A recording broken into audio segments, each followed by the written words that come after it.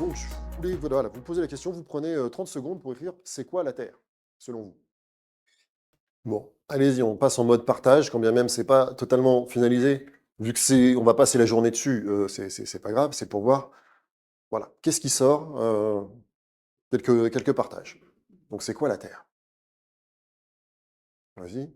De manière descriptive, c'est l'épaisseur entre la surface du sol et une couche de cailloux la plus en profondeur. Mhm. Et elle est composée un peu de cailloux, de biomasse, et puis d'êtres vivants, genre insectes, bactéries ou racines. D'accord, ouais, bon, t'as déjà une vision relativement précise du truc. D'autres, vous avez marqué quoi, les autres? C'est quoi votre définition de la Terre? Ouais, Il y a des ressources comme de l'eau ou ok, jusqu'à là on est d'accord. c'est quelque chose qui permet le développement du vivant à l'intérieur de la surface. Ouais, effectivement, on a bien de parler de ça fait partie de ce qu'on appelle la couche limite. Si vous regardez la planète à l'échelle, l'ensemble du vivant dépend d'une infime pellicule. Euh, le sol en fait partie, quoi. D'autres, ouais.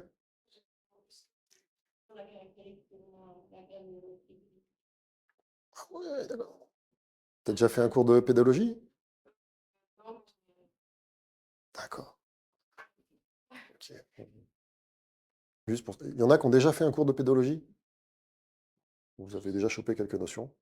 Et alors vous étiez parti sur quoi? Et juste, enfin, moi j'avais précisé que la surface, enfin, c'était plus l'humus, enfin, qu'on parlait, entre les animaux, les végétaux et les Mhm. enfin, animaux et oui, il y avait des minéraux et de l'eau. Tu veux nous amener le mot de la fin? Mm. Bon. Ben, vous avez pas mal de notions. On va organiser tout ça, préciser les choses. Évidemment, tout ce que vous dites est juste. Et bah, c'est plutôt une bonne nouvelle. Moi, je ne savais pas tout ça en sortant de l'école. Je vous dis, ça a été le choc en écoutant Claude Bourguignon en me disant, mais en fait, c'est quoi ce truc-là? J'en avais pas connaissance. Vous allez voir quand même que c'est une substance et un milieu d'une complexité remarquable. Et, pour ça, et que, en fait, quand je disais c'est un compartiment abiotique, c'est une première approche, mais en fait, on ne peut pas expliquer ce que c'est qu'un sol sans passer sur la partie vie du sol. On y viendra dans une deuxième partie. Truc de base, c'est le sol n'est pas un milieu homogène. C'est un mélange, et on va voir un mélange de quoi? Alors, il y a le truc factuel, minéralogique, le triangle des textures. Voilà, c'est la base, tout court de pédo doit commencer par ça. Je ne sais pas si c'est clair pour vous que dans un mélange à trois composants, en le représentant en triangle, tu peux figurer toutes les proportions des trois éléments différents en te baladant sur le triangle. C'est ça le principe. Si je vais là, je suis à 100% d'argile. Ici, je suis à 100% de limon. Ici, je suis à 100% de sable. Et il y a toutes les proportions possibles. Juste au milieu, je suis sur un mélange où il y a équipartition des trois minéraux. C'est quoi du sable, c'est quoi du limon, c'est quoi de l'argile? Ouais,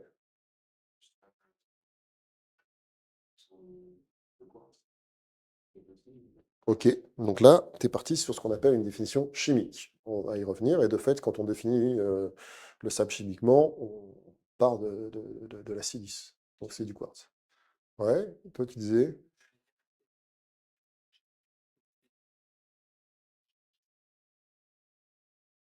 De fait, hein, quand tu uses une montagne, ça fait d'un côté du sable, les grains de quartz deviennent du sable, les feldspaths vont donner des argiles, et il y a plein de dégradations intermédiaires qui vont être les limons. Donc là, on est sur une définition dynamique, leur genèse, leur origine et leur fonctionnement. Après, ils ne sont pas nécessairement sédimentaires, enfin, ils peuvent être transportés de plein de manières. Euh, En fait, il y a une définition qui est marquée au tableau, des fois, enfin au tableau à l'écran. Il faut lire un peu, c'est marqué un peu petit, mais si vous arrivez à lire, c'est marqué dessus. Oui. Et pas forcément par rapport à la taille de la personne. Voilà. Parce que, en fait, vous êtes parti sur les trucs compliqués. Visiblement, ça fait partie de votre métier, vous aimez les trucs compliqués. Mais il y a des définitions simples des sables, des limons, des argiles, qui sont évidemment fausses, hein, puisqu'elles sont simples, mais c'est vachement pratique. Le sable, c'est les trucs qui sont gros, donc plus de 50 microns. On va dire entre 2 mm et 50 microns. Au-dessus de 2 mm, ça va s'appeler du gravier, des cailloux. Mais donc, c'est les gros morceaux. En dessous de 50 microns, on va appeler ça des limons. Entre 50 et 2 microns. Et les argiles, c'est tout petit, c'est tout ce qui est en dessous de 2 microns. Donc là, c'est une définition purement granulométrique. C'est pas la seule, hein, on y reviendra. Celles que vous avez données sont justes aussi.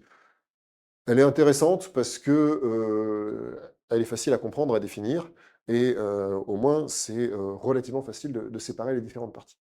C'est quoi le meilleur sable? Pardon, c'est quoi le meilleur sol? Vous voyez qu'il y a plein de types de sols différents. J'adore quand je pose des questions idiotes, que vous ne me suiviez pas. Effectivement, cette notion de meilleur sol n'a pas beaucoup de sens.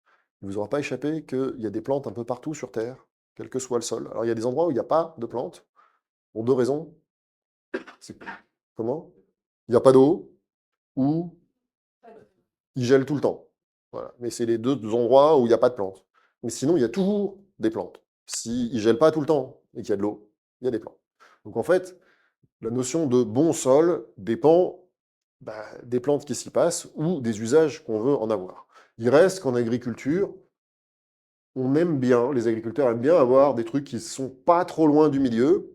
Ce qui est sûr, c'est que dès qu'on va vers une des pointes, le triangle des textures, eh bien, on a moins les caractéristiques du mélange, on a les caractéristiques d'un élément qui sont potentiellement très différents les uns des autres, et donc on a un sol qui a son caractère très particulier dont il va falloir tenir compte. Ils n'ont pas les mêmes qualités, les mêmes faiblesses. C'est ça qu'on ira voir dans le jardin.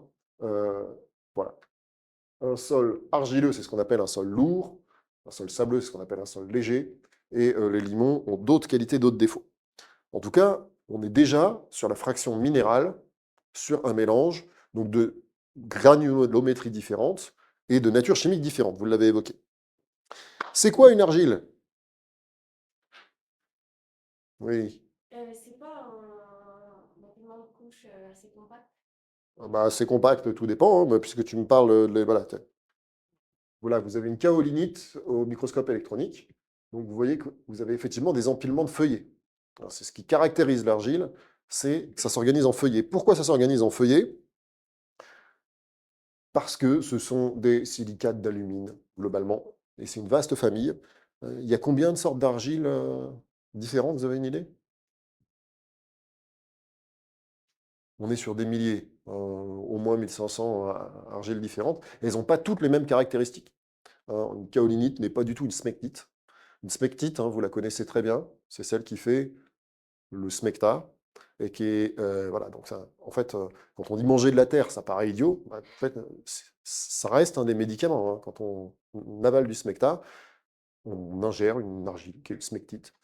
C'est quoi l'intérêt d'ingérer une argile, donc un silicate d'alumine qui s'organise en feuillets basés sur des tétraèdres de silice, enfin d'oxyde de silice, et qui vont s'organiser en feuillets avec un certain nombre d'autres éléments. Vous avez donc de l'aluminium, vous allez avoir d'autres choses qui vont se balader, et c'est ces structures-là qui vont faire des différences des différents types d'argile. Ouais. Ça permet de capturer de l'eau, et pas que de l'eau, parce que comme on l'évoque ici, donc quand on met des feuillets comme ça, vous voyez qu'on a 10 microns qui sont ici, donc c'est quand même très très petit. C'est quoi la caractéristique d'un tel milieu-là? Il est très compact et donc un peu perméable.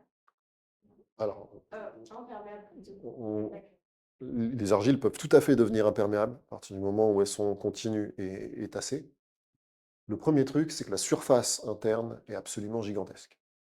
On est d'accord? Quand tu as des feuillets de cette épaisseur-là, tu vois, sur 10 microns, tu as autant de feuillets que ça, on est tout de suite sur des kilomètres carrés, sur des volumes qui sont infimes. Oui, c'est la même chose que, enfin, je ne sais pas si vous voyez comment est foutu un intestin. Dès que tu as des trucs qui, à l'échelle des microscopique, fait des allers-retours, tu as des surfaces d'échange qui sont gigantesques. Donc, tu as une énorme surface d'échange et tous ces feuillets sont chargés négativement. Qu'est-ce qui se passe si tu as une argile qui est en surface et chargée négativement? Jusque-là, pas de scoop, hein.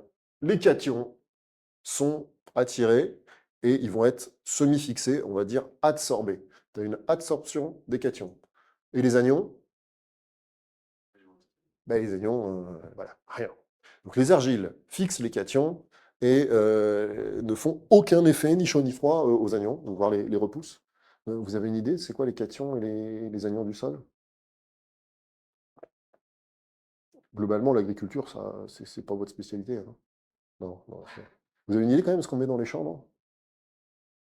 Ah oui. Donc un nitrate, c'est quoi? C'est un anion, c'est un cation? Ah oui, oui, oui. Ouais. Donc 3-, c'est un anion. On met quoi d'autre? Des phosphates. PE4, 3-. Ah tiens, c'est marrant, ce qu'on rajoute dans les champs, c'est ce qui ne tient pas sur l'argile. Voilà. Donc c'est des choses qui peuvent manquer dans certaines circonstances. À l'inverse, qu'est-ce qui va se fixer sur les argiles et dont les plantes ont besoin? C'est quoi les cations du sol qui sont très nécessaires au fonctionnement du sol? Vous avez de la potasse, notamment, K+, et plein d'autres. On verra si on a le temps de se lancer dans de la chimie du sol. Mais déjà, vous avez le début de ce que c'est qu'une argile. Si on y revient de manière très fonctionnelle, c'est des feuillets empilés de charges négatives qui permettent une adsorption de tous les cations, donc tous ces ions positifs. Et tu le disais aussi, en intercalaire, on a de l'eau qui va se stocker dans ces différents feuillets. Les différentes argiles ont des différentes capacités de stockage. Donc il y en a qui ont des énormes surfaces internes, énormes capacités de stockage, il y en a qui en ont des modérées, mais ça reste une caractéristique générale des argiles. Au passage, ça fait quelle taille, un feuillet d'argile? Ouais, oui, en épaisseur. En fait, si on remonte, hein, je vous ai donné la réponse en premier truc, hein. Définition des argiles, on est à moins de 2 microns. Donc, et là, on le voit bien à l'échelle. Alors, évidemment, les largeurs peuvent être assez considérables, mais les épaisseurs sont tout à fait infimes, parce qu'on peut être voilà, sur des choses, des épaisseurs de quelques dizaines d'atomes, quoi. Ça a quoi comme caractéristique majeure quand on a un truc aussi petit? Vous voyez pas? Tu mets un truc de moins de 2 microns dans l'eau, qu'est-ce qui se passe?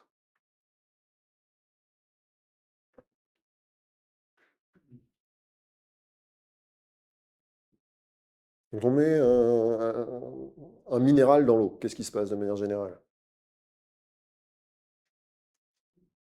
Alors, si c'est un sel, voilà, il peut se dissoudre. Ben, là, tu as un oxyde de silice, hein. Tu risques pas de dissoudre de la silice comme ça. Ça se dissout pas. Voilà. Donc, soit il tombe pas. On y reviendra. Et la limite, quand elle tombe pas, ça s'appelle une colloïde. Vous avez jamais entendu parler de ça? Ce qui définit la colloïde, c'est quoi? C'est juste que l'agitation moléculaire au sein du liquide suffit à te maintenir en suspension des particules qui peuvent sédimenter à une vitesse quasiment nulle. Et donc les argiles sont des colloïdes. Dès qu'il y a un micro-courant de flotte, les argiles vont être emportées par le courant. Pour faire sédimenter une argile, il faut énormément de temps. Les limons, il n'y a pas de définition chimique. Les limons, c'est toutes les roches qui sont en train de se dégrader et qui finiront par évoluer, notamment sous forme d'argile. Vous faites toujours de la géologie ou pas? Ouais. Tout le monde a fait de la géole? Ouais. Donc du coup, qu'est-ce qui est susceptible de se dégrader pour donner des limons plus des argiles? Ouais, ouais, c'est vrai. Bah, dans un granit, vous vous souvenez, il y a quoi dans un granit? Il y a des grains de quartz qui vont donner quoi? De la silice pure et donc du sable. Et il y a plein d'autres trucs, euh, notamment des feldspaths par exemple. Un feldspath, quand il se dégrade, chimiquement et physiquement, il va passer par un stade limon et in fine, il va devenir une argile. Donc en fait, si vous usez une montagne, vous fabriquez d'un côté un tas de sable, de quartz, et de l'autre côté des argiles. Mais quand le processus est en cours, ben on fait des limons. Donc les limons, c'est vraiment cette fraction intermédiaire qui est plus grosse que les argiles, mais nettement plus petite que le sable. Oui. Est-ce qu'il y a un des deux processus, genre un des deux, quartz qui devient stable, une espèce qui devient limite, et là on voit que Bah, en fait, le quartz, si tu veux, il évolue pas chimiquement. Le seul truc qui arrive, c'est que éventuellement il se brise ou il s'érode. Et en fait, c'est là que ça va fabriquer la taille des grains. Alors, c'est pour ça que les sables éoliens des déserts, on n'aime pas trop s'en servir euh, pour de la construction parce qu'ils n'ont pas du tout les mêmes formes. Ils sont beaucoup plus lisses que des sables de rivière. Mais chimiquement, ça bouge pas, hein. Enfin, vous n'aurez pas échappé que le quartz, chimiquement, c'est quoi? C'est la même chose que quoi? Voilà, alors voilà, on y est. SiO2, on fait quoi avec SiO2? Vous avez jamais vu une bouteille en verre? Ah oui? Et c'est quoi comme matière une bouteille en verre? SiO2. Et on met quoi notamment dans une bouteille en verre? De l'eau, ça arrive. Et quand on va dans un cours de chimie, il y a à peu près tous les produits chimiques du monde dans SiO2. Si on met tous les produits chimiques dans une bouteille en verre, c'est parce que SiO2, ça réagit avec rien. On a un truc qui est chimiquement totalement inerte. Donc on voit qu'on a un certain contraste, d'un côté avec nos argiles qui sont tout le temps en échange avec l'eau et avec nos fameux cations, et de l'autre côté, on a du sable qui lui est complètement inerte. Les limons, on l'a dit, c'est entre les deux. Si vous assemblez de l'argile, du limon, du sable, et puis des graviers, la fraction du sol, parce qu'il y a toujours dans le sol des choses supérieures à 2 mm, que vous le secouez bien, et puis que vous le laissez quelque part, ça ne va pas vous faire un sol, hein. Je peux vous dire, j'ai essayé, tu mets ça dans une bétonnière, après tu le poses et ça fait ça. Ça fait des murs. Au sens le plus strict, c'est ce qu'on appelle un béton de terre. Je ne sais pas si c'est clair pour vous que le béton n'est pas lié au ciment. Le béton est lié au fait que tu lies des éléments minéraux grossiers dans une matrice extrêmement fine. Bon, on peut faire du béton avec du ciment, c'est très, très commun. On peut faire du béton avec de la terre. Ça, c'est une construction en France. On est en train de se redécouvrir que la construction terre marche. Bon, bah ça, c'est en Chine. Voilà. C'est pas forcément une hutte, hein, une construction en terre, ça peut être un truc massif. Donc, si on fait des murs de terre qui, a priori, ont plutôt l'air solides, euh, est-ce que c'est la bonne solution pour faire pousser des plantes? Voilà. Il y a un truc intuitif, hein. On sent bien que le béton de terre, c'est pas l'idéal pour faire pousser des plantes. Donc, en gros, tout ce que je vous raconte depuis tout à l'heure est d'une pertinence limitée. Là, on est juste sur la partie sable, limon, argile. Ça ne te dit pas ce que c'est un sol. Un sol contient du sable, du limon et de l'argile. Donc, on a déjà un mélange de 3 minéraux, mais c'est pas simplement ces 3 choses-là mélangées, compactées. Sinon, tu obtiens du béton, et clairement, il n'y a pas de vie sur un béton de terre. Ça vous va comme concept préalable? Alors, qu'est-ce qui manque à ces ingrédients, sable, limon, argile, gravier, pour devenir un sol? Oui, oui, et les micro-organismes, ils seront là à plusieurs conditions. l'eau puisse être retenue. Faut que qu'est-ce qu'il faut pour que l'eau puisse être retenue? Oui, mais alors on va venir, hein, à la vie. Mais si on reste sur la notion de physique et de chimie, et on va venir à la vie qui fait partie de tout ça. Déjà à la base, pour que l'eau puisse être retenue, ah oui, il faudrait déjà que l'eau puisse rentrer. Voilà. Dans ce truc-là, c'est étanche, hein. Une argile compactée, c'est étanche. Vous êtes allé visiter dans le laboratoire de Bure? Bon, on ne fait plus ça. On faisait ça à mon époque. Enfin voilà, les couches d'argile sont réputées étanches, y compris sur des longues périodes. Euh, Or, un sol, s'il est étanche, c'est mal parti. Parce qu'effectivement, zéro circulation d'eau. Donc, il faut qu'il y ait des trous. Ça vous va comme principe de base? Donc, vous m'avez dit, les trous, c'est important pour qu'il y ait de l'eau. Ah oui, s'il y a des organismes, il y en a qui respirent. Qu'est-ce qui respire dans un sol? Qu'est-ce qui a besoin d'air pour vivre? Alors, voilà, il y a des microbes qui ont besoin d'oxygène, aérobie. Il y en a d'autres qui n'ont pas besoin d'oxygène, ils sont anaérobies, ils ne sont pas au même coin. Il y a d'autres trucs, les vers de terre et tous leurs copains, en fait. Tous les animaux, il y a plein d'animaux dans le sol, ils ont tous besoin d'oxygène. Il y a un autre truc qu'on oublie parfois. Il y a un truc qui respire. Les racines. Bah oui, les racines. Hein. Les racines, ouais, donc juste qu'on soit au clair là-dessus, une plante, ça produit de l'oxygène ou ça consomme de l'oxygène? Ben, en fait, ça dépend pas, c'est les deux. Hein. Où est-ce que ça produit de l'oxygène? Dans les feuilles et les parties vertes, toutes les parties qui photosynthétisent. Et où est-ce que ça consomme de l'oxygène? Partout. Toutes les cellules consomment de l'oxygène.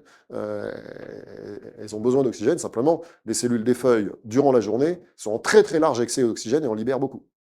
Donc, si tu n'as pas d'eau et que tu n'as pas d'oxygène dans un sol, la capacité à faire pousser une plante est nulle. C'est l'énorme différence entre un sol et un béton de terre, c'est la porosité. Le truc, c'est que c'est pas si simple. Tu prends un béton de terre, une foreuse, tu fais des trous, ça fait pas un sol. Non, c'est plus compliqué que ça. Donc là, vous avez une image d'un sol qui nous raconte un peu ce que c'est que ce type de mélange. Vous voyez que le sol est organisé en agrégats, qui lui-même mélange des sables, des limons, des argiles, et qu'entre les agrégats, il y a une porosité, et la porosité peut être très variable. On va avoir des macropores qui vont permettre la circulation de l'eau, des micropores qui, eux, vont servir. C'est quoi le rôle d'un micropore par rapport à un macropore? Vous avez dit que le macropore, il contient quoi? Le macropore, il permet que ça circule. C'est de la canalisation, si tu veux. Typiquement, c'est le pipeline, c'est le trou de ver de terre. Un trou de ver de terre, ça permet que l'eau descende, mais elle ne reste pas. À l'inverse, un micropore, par capillarité, il va faire du stock d'eau. Donc, un sol qui fonctionne, c'est un sol où tu as une macroporosité, pour que quand il pleut beaucoup, l'eau s'infiltre. C'est pas un petit enjeu, hein, parce que si quand il pleut, l'eau s'infiltre pas, qu'est-ce qui se passe? Eh oui, elle ruisselle, et si elle ruisselle, elle s'en va. Et du coup, c'est quoi les deux gros problèmes du ruissellement? Ça fait de l'érosion, donc en fait, ça fait un troisième problème. Donc, un, ça emmène le sol, problème d'érosion. C'est quoi l'autre problème du ruissellement? L'eau est partie, elle n'est plus là, donc on n'a pas chargé ni le sol ni la nappe. Troisième problème de l'érosion, vous regardez jamais les infos? Si l'eau s'en va, tu dis? Oui, si l'eau s'en va, elle ne disparaît pas, hein, elle arrive quelque part. Généralement, ce quelque part, c'est plutôt en bas. Et comme si tout le bord est étanche, ben, en bas, ça monte et ça s'appelle une inondation. Appeler les inondations des catastrophes naturelles, c'est une espèce de pudeur qui se discute franchement quand on regarde ce qu'on a fait à la porosité des sols. Si on avait des sols en bon état, qui étaient vraiment poreux, il y aurait peut-être beaucoup, beaucoup moins d'inondations. Donc le fait d'avoir des macroporosités qui permettent d'absorber des quantités d'eau, des lames d'eau de l'ordre de... Quand il pleut beaucoup, c'est quoi une grosse pluie? Comment? Combien? Ah non, ça s'appelle une pluie, ça, c'est mignon. Non, mais vous allez voir, pendant toute la semaine, on va essayer de se reconnecter à des ordres de grandeur de base qui permettent de raisonner. La pluviométrie mensuelle ou annuelle, c'est combien ici? Alors 1000 mm, ouais, c'est beaucoup. Si tu montes dans certains endroits des montagnes, voilà, mais en région parisienne, ah bah alors là, ah non, non, ça on en reparlera. Si on était à 300 mm, on n'aurait pas du tout la végétation qu'on a ici. Ouais, c'est cet ordre-là. On est à 640, 650, et on en reparlera, mais c'est quelque chose d'important. Donc l'ordre de grandeur de pluviométrie mensuelle, c'est de l'ordre de 50 mm. Une grosse pluie, c'est combien du coup? Non, ça c'est une belle pluie. Une grosse pluie, c'est 200, 300, 400 mm. C'est ça qui passe aux infos. Ah oui. C'est le Pas-de-Calais, vous avez entendu parler du Pas-de-Calais? Ouais, on a pris 300 mm là. Boum, en un mois. Et, Je suis pas sûr, je pense qu'on doit être de l'ordre de 800, on doit être à 800. En Normandie, je sais que c'est 800 mm. Donc quand tu prends... mais après, enfin, il y a 2 ans, je ne sais pas si vous vous souvenez, il y a un endroit, ils ont pris 500 mm en 2 jours. Ça, c'est vraiment de l'ordre de la catastrophe naturelle. Mais une pluie forte, 50 mm par jour, ça, c'est pas du tout exceptionnel. ça arrive régulièrement, c'est une pluie forte. Soit tu as des sols poreux, et tu es capable de boire 50 mm à l'heure, et il n'y a pas d'inondation, soit tu as des sols qui ne sont pas capables de boire 50 mm à l'heure, et même quelque chose qui n'a rien d'exceptionnel, 50 mm d'un coup, crée des inondations. Vous voyez, quand on parle du sol, on parle aussi d'autre chose. Donc il nous faut des grosses conduites pour que l'eau descende. Oui.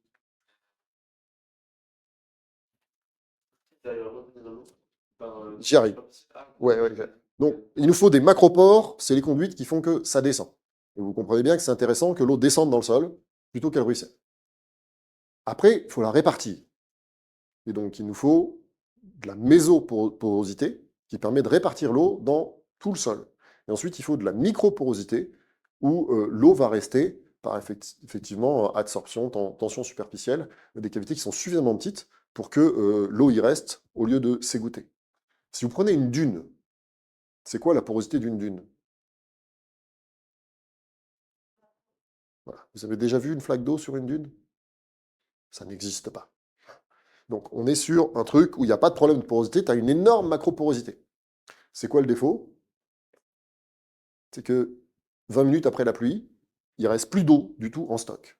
Donc nous, ce qu'on veut, c'est un truc qui est capable de boire, idéalement aussi bien qu'une dune, il n'y a pas de ruissellement, mais qui ne laisse pas tout partir en dessous et qui va garder l'eau. Donc il nous faut un agencement de macroporosité, mésoporosité pour la répartition, microporosité pour le stockage. Il faut que tout ça soit interconnecté de manière optimum. Comment on fabrique ça?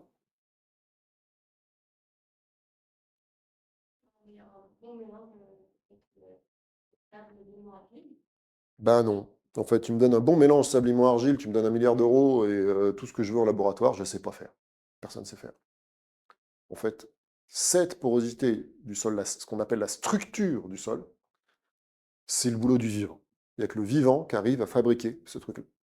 Et donc, on peut voir qu'on est encore dans la première partie où on étudie la structure physico-chimique, mais en vrai, on est déjà dans la biologie, parce qu'on n'est pas capable, il n'y a aucun humain qui est capable de structurer un sol. Il faut des lombriques pour faire de la macroporosité, plein de micro-racines pour faire de la mésoporosité, et ensuite, ça va être pas mal de bactéries qui vont jouer sur les microporosités. Et en fait, tout ça est lié à pas mal de choses. Donc, structurer un sol, c'est pas un truc évident. Juste, c'est quoi la quantité de porosité, la quantité de trous, la quantité de vide qu'il faut dans un sol pour que ça marche? Alors là, tu es sur un sol effectivement très poreux, mais c'est l'ordre de grandeur, quoi. La moitié. En dessous de 40% de porosité, l'oxygène va devenir un facteur limitant pour un certain nombre d'organismes, dont les racines. Donc, en gros, il faut se dire qu'on a la moitié du volume, c'est du vide, entre guillemets, c'est évidemment pas du vide, c'est un espace de circulation pour les fluides. Donc on a dit, il y a quoi qui circule là-dedans? Alors, l'eau, mais c'est plus de l'eau, c'est ce qu'on appelle la solution du sol, parce qu'à partir du moment où elle est là, elle va se charger en anions et en cations, et les gaz, mais c'est plus les gaz atmosphériques, donc on va plus appeler ça de l'air, on va appeler ça l'atmosphère du sol, parce qu'elle se modifie aussi considérablement, parce que les vitesses d'échange sont limitées. Mais le fait que, si on résume, l'eau et l'air puissent circuler dans le sol, c'est essentiel, il nous faut pour ça 50% de porosité très bien organisée. Si je résume, ce que je vous ai raconté avant, ça c'est la texture, donc c'est les ingrédients minéraux. Okay, on peut assez difficilement agir là-dessus. Si tu veux modifier la texture, qu'est-ce qu'il faut faire? Il faut amener des milliers de camions de sable ou d'argile. Bon, c'est forcément une intervention extrêmement massive, coûteuse en énergie et limitée en efficacité. L'essentiel de l'action humaine ou biologique va se jouer sur la structure. On est bien d'accord sur les deux enjeux opposés, texture, les ingrédients, structure, comment ça s'organise. La qualité d'un sol, c'est d'abord la structure. Et alors là, je peux vous reposer la question, c'est quoi le meilleur sol en termes de structure?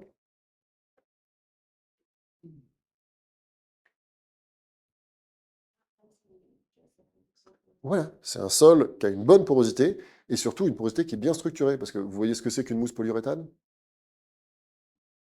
Donc, dans une mousse polyuréthane, ah non, c'est pas une éponge, justement. Tu as beaucoup plus de 50% de porosité, sauf que, ça marche comment? Une mousse polyuréthane, bah, enfin, tu sais, c'est les trucs de bombe qu'ils utilisent malheureusement parfois dans le bâtiment pour faire les joints autour des fenêtres. Enfin, c'est parfaitement étanche. Pourtant, c'est hyper poreux parce que c'est que des bulles. Ou simplement, si vous faites des bulles dans un liquide vaisselle, la porosité est gigantesque, mais l'interconnexion est nulle. Donc, la porosité ne mesure pas tout. Si tu as plein de compartiments vides, mais qui ne sont pas interconnectés, tu n'as pas de circulation possible. Donc, nous, on veut au moins 50% de porosité, bien organisée entre macroporosité, mésoporosité, microporosité. Et, et ça, on l'a dit, il n'y a que la vie du sol qui sait faire un bon sol comme ça. Et ça, c'est un bon sol. Sur ce bon sol-là, tu mets un gros coup de botte ou un bon coup de pneu de tracteur le jour où il est mouillé, il devient un béton de terre. Voilà. Et on retombe à la case d'avant. Ouais. Comment elle évolue cette porosité avec la profondeur? Parce que c'est quand même lourd, la terre. Parce qu'il n'y a pas d'essence. Indeed, je suis avec des gens impatients, vous avez raison. Quand je dis qu'on est sur un mélange, on est sur un mélange qui n'est pas homogène dans la verticale. On a ce qu'on appelle des horizons. Horizon O, horizon A, E, B, C, c'est des très grands classiques. Ça, c'est un sol typique français, mais il y a plein d'autres types de sols. Et partout sur Terre, si vous creusez, vous allez avoir des couches horizontales.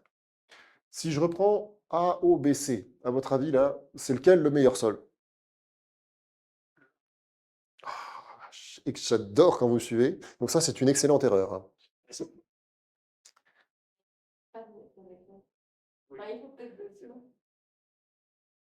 En fait, alors, il y a une intuition intéressante. C'est-à-dire que là, il y a quelque chose qui est particulièrement fertile, on est d'accord. Mais un sol, c'est tout ça. C'est-à-dire qu'on ne peut pas séparer tout ça. Tout ça, ça fonctionne ensemble. Et ce qu'on désigne par l'appellation sol, c'est l'ensemble qui est là. C, vous avez une idée de ce que c'est? Tout en bas, c'est du caillou. Partout, si tu creuses, à un moment, tu vas tomber sur du caillou. Des fois, il faut creuser beaucoup, mais il y a toujours un caillou en dessous. Donc, c'est ce qu'on appelle la roche-mère. O, vous avez une idée de pourquoi il y a un O ici? Organique. C'est l'horizon organique. Définition rapide, concise, efficace de la matière organique. Et la matière organique, elle vient du vivant. La matière organique, c'est hyper simple. Hein. C'est un truc qui était vivant. Et si on élargit, c'est quoi la conséquence? C'est comestible. C'est comestible pour quelqu'un. Ce truc-là, voilà, le plastique, c'est tout son problème, c'est qu'il n'est pas comestible. Et donc, il n'y a pas de microbes qui peuvent manger ça. Après, comestible pour qui, ça se discute toujours, mais la matière organique, c'est toujours quelque chose qui était vivant avant et qui est comestible, notamment pour les microbes. Euh, c'est quoi qui était vivant et qui produit de la matière organique? Quand on dit, voilà, un truc vivant produit de la matière organique. Des exemples. Les feuilles d'arbres. Oui, tout ce qui est vivant. Les vers de terre, les humains, les renards, voilà. Absolument tout ce qui était vivant est constitué de matière organique, avec une petite nuance sur les os. Mais, donc là, on parle de l'horizon organique qui s'accumule. Donc vous avez beaucoup de feuilles, de bois mort. Donc c'est la matière organique qui est comestible. Ensuite, vous avez l'horizon A, où il y a plein de matière organique et plein de matière minérale. Le E et le B, ils ne sont pas toujours présents. C'est dans les sols relativement anciens. E, c'est pour eluviated, c'est-à-dire qu'en somme, ça a été lessivé, lixivié. Et donc, ça, qu'on a perdu la coloration. Il y a un certain nombre des minéraux et des argiles qui sont là, qui ont été emportés par l'eau et qui sont stockés plus bas dans l'horizon B. Donc ça, c'est un classique. Ce qui est essentiel, c'est qu'on ne peut pas séparer tout ça. Tout ça fonctionne ensemble. Et donc, c'est un des trucs majeurs parce que si on fait l'erreur de raisonner que sur les 30 premiers centimètres de sol, on va assez vite aboutir à l'agriculture industrielle actuelle euh, qui oublie qu'il se passe plein de trucs ici et que notamment l'altération de la roche-mère libère en permanence des minéraux. Alors ça, bon, bah, c'est une slide anglaise, mais vous allez n'importe où en Bretagne, il y a plein d'autres endroits, partout où tu as un granit qui affleure, tu peux voir ça. Ça, c'est un granit. Parent rock. Pourquoi on dit la roche-mère s'appelle la roche-mère? C'est quoi une roche-mère?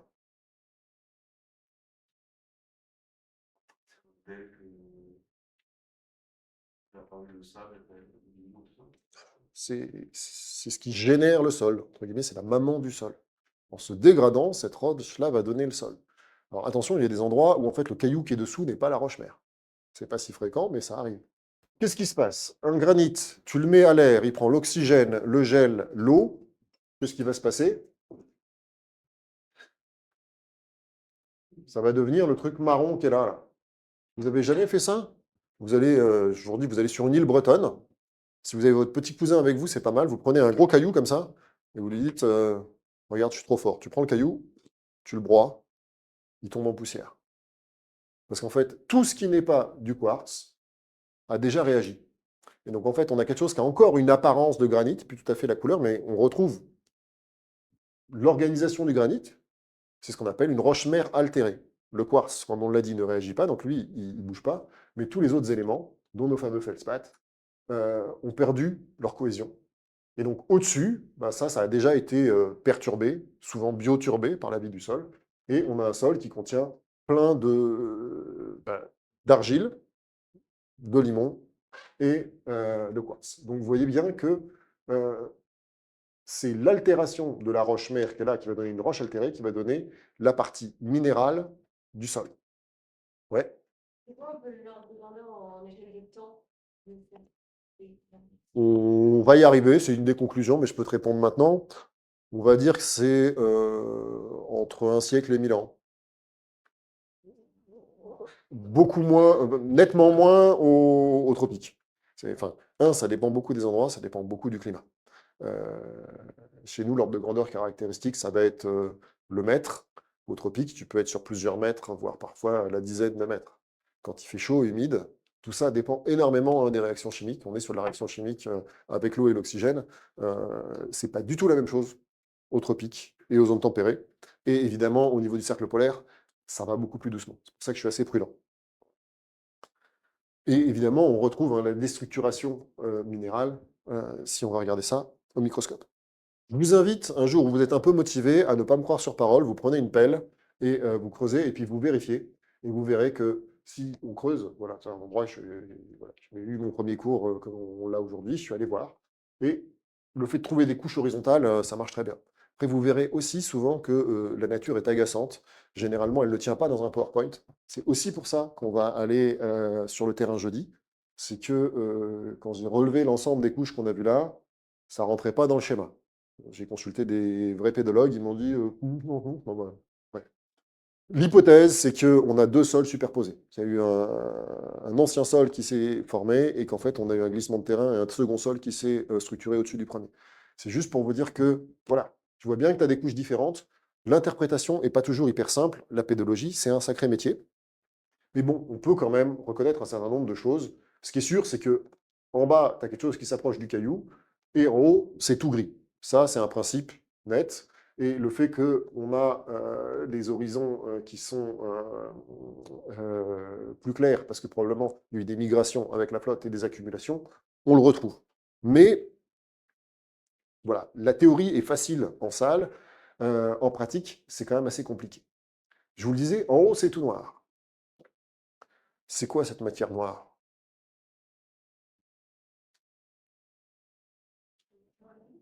Indeed, mais qui, quand... Alors, tout ça, c'est de la matière organique. Donc là, c'est un débris végétal vivant, ça, c'est un végétal mort. Quand il s'accumule, c'est ce qu'on appelle la litière.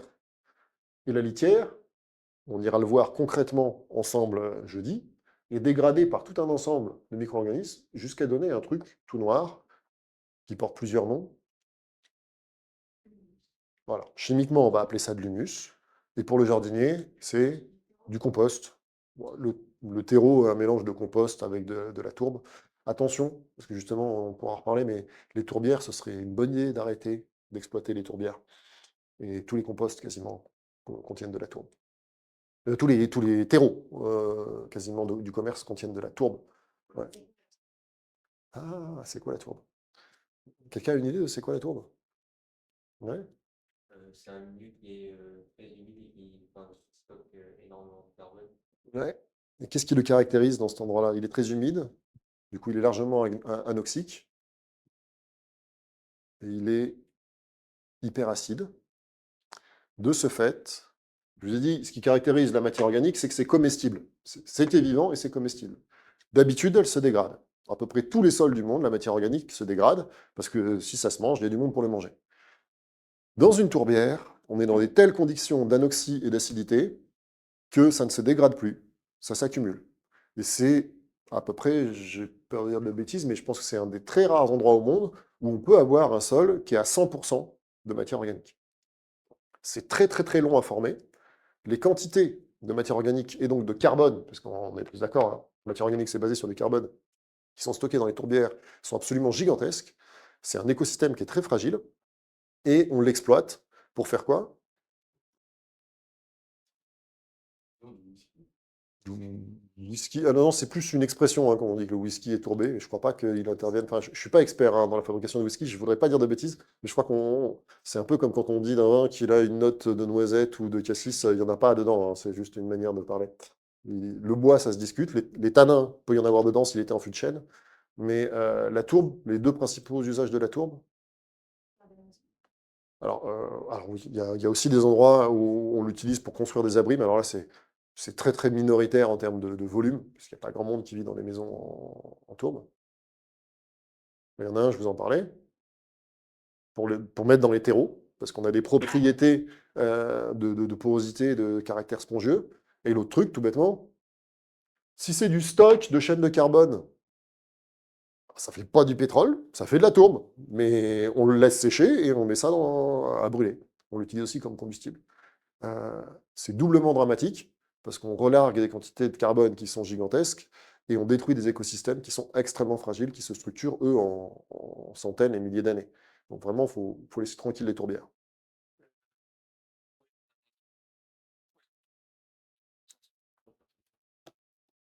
Euh, Ça ressemble alors, il y en a à différents endroits. Il y en a aussi. Alors, t'en as pas mal dans le Grand Nord, dans des endroits où il fait aussi très froid et ça aide cette dynamique de non-recyclage de la matière organique.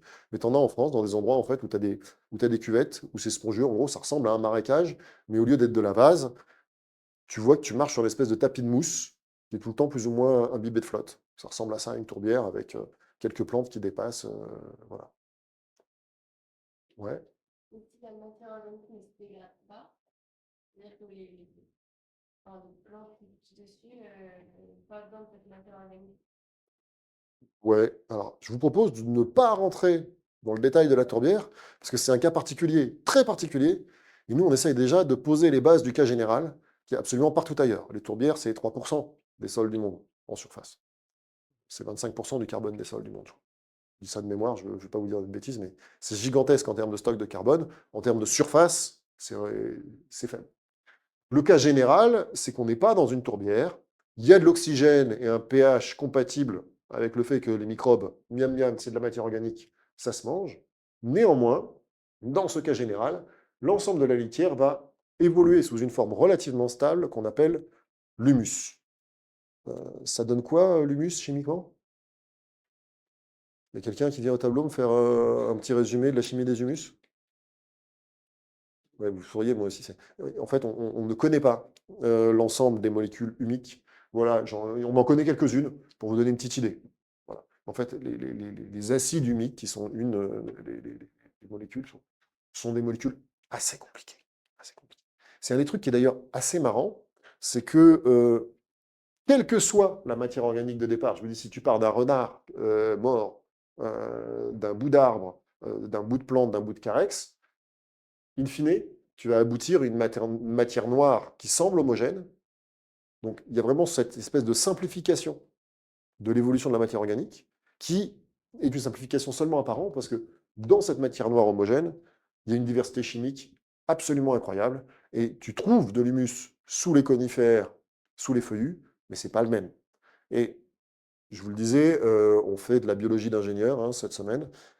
On ne va pas du tout rentrer dans le détail de la chimie des humus, si ce n'est que vous voyez bien que c'est basé sur des chaînes carbonées, et c'est des chaînes carbonées qui sont longues, et donc pas solubles, et complexes. Ça vous va comme définition de base? Il reste que, elles ont beau être longues, elles ne sont pas solubles, mais elles sont également colloïdales. On est tous d'accord sur c'était quoi colloïdal?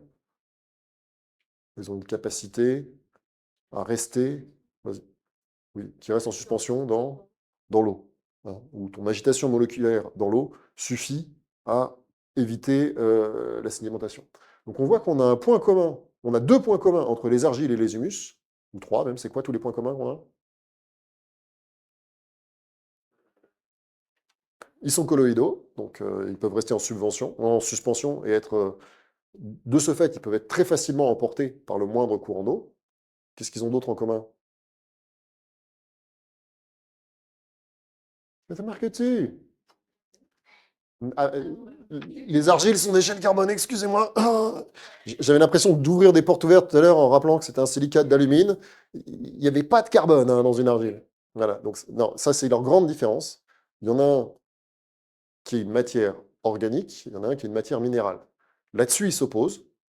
Et malgré leur opposition fondamentale, parce que c'est pas du tout la même chose d'être basé sur de la silice ou de basé sur du carbone, on a des choses à très forte surface interne. Les argiles ont une très forte surface interne, les, les humus aussi, et ils ont aussi des charges négatives. Bah, parce qu'en fait, c'est des chaînes. Alors en fait, là, on n'est pas sur du feuillet, mais tu vois, c'est sur des chaînes qui sont extrêmement longues. C'est des, voilà, c'est des sortes de polymères, pour faire simple, mais des polymères complexes. Et du coup, mais t'es pas sur des boules, tu es sur des choses qui sont très longues. Et donc, ça permet de l'absorption de quoi? De nos fameux cations.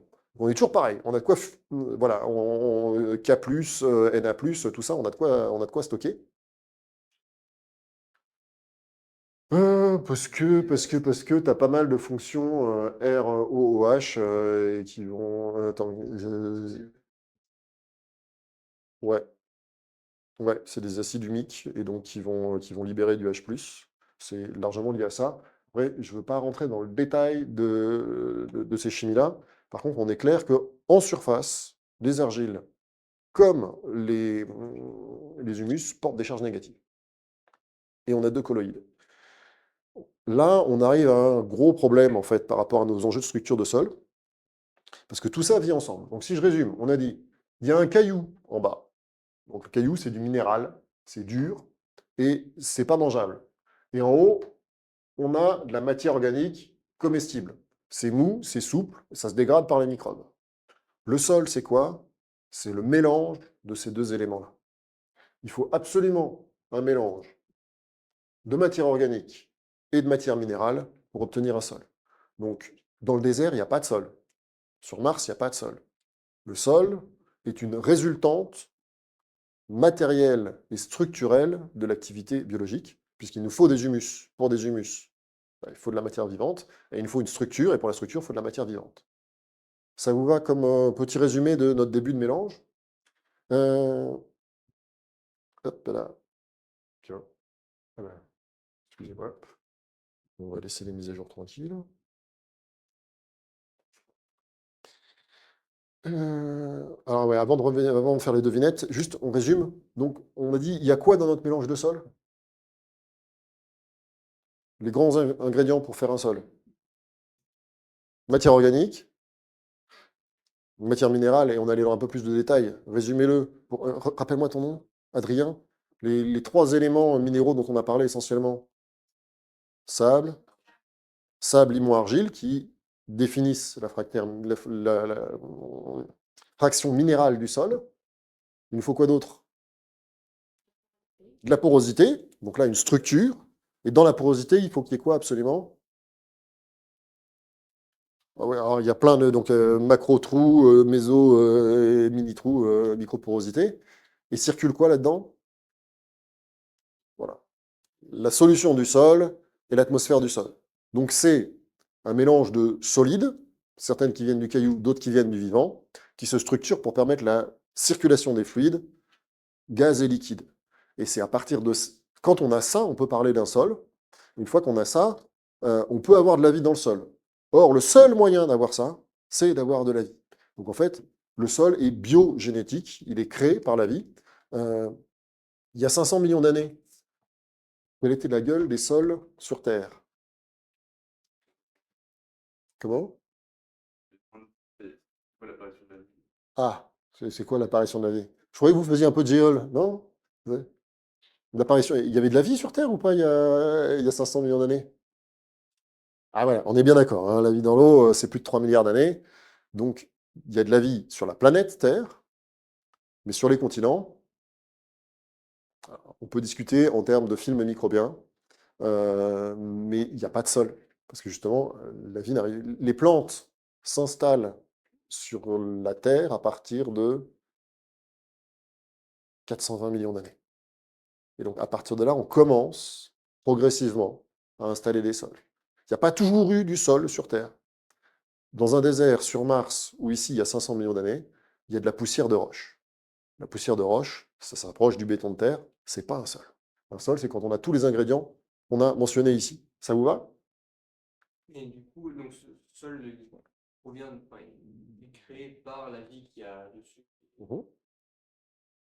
Et la vie, en fait, pendant les premières étapes, quand elle a voulu s'installer, enfin, maintenant, elle fonctionne aussi avec ce sol. Donc, comment elle faisait au début, quand il n'y avait pas le sol, et qu'elle a dû petit à petit le créer, j'imagine. Eh bien, ce que je t'invite à faire, et je vais le faire à plusieurs reprises, je vous invite à noter la question et la ressortir un peu plus tard, parce qu'il faut qu'on arrive un peu justement sur c'est quoi le fonctionnement de base du sol et du vivant.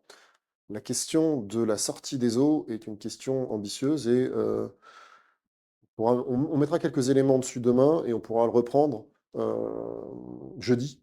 Mais là, on est clairement sur une question d'écologie, parce qu'en fait, j'essaye, et vous voyez que c'est pas possible, d'isoler un compartiment, qu'est le sol, mais il faut quand même, on est obligé de passer par une approche un peu réductionniste pour pouvoir ensuite reprendre une approche pleinement systémique. Donc comme tu le dis, tout ça, ça fonctionne ensemble, euh, mais c'est vraiment des notions d'écologie qu'on pourra discuter sur le terrain, dans la forêt, parce qu'en fait, ce qui s'est passé il y a 400 millions d'années se passe encore à certains endroits. Et donc je vous invite tous à... Par contre, je mets la responsabilité chez vous, c'est une question hyper importante, hyper pertinente. Tu la notes et tu la ressors jeudi, et vraiment on la traite, promis. Ça marche? Ouais. Est-ce qu'il y a des sols qui peuvent évoluer et se transformer en désert? Ouais, bien sûr. Il suffit qu'il n'y ait plus d'eau.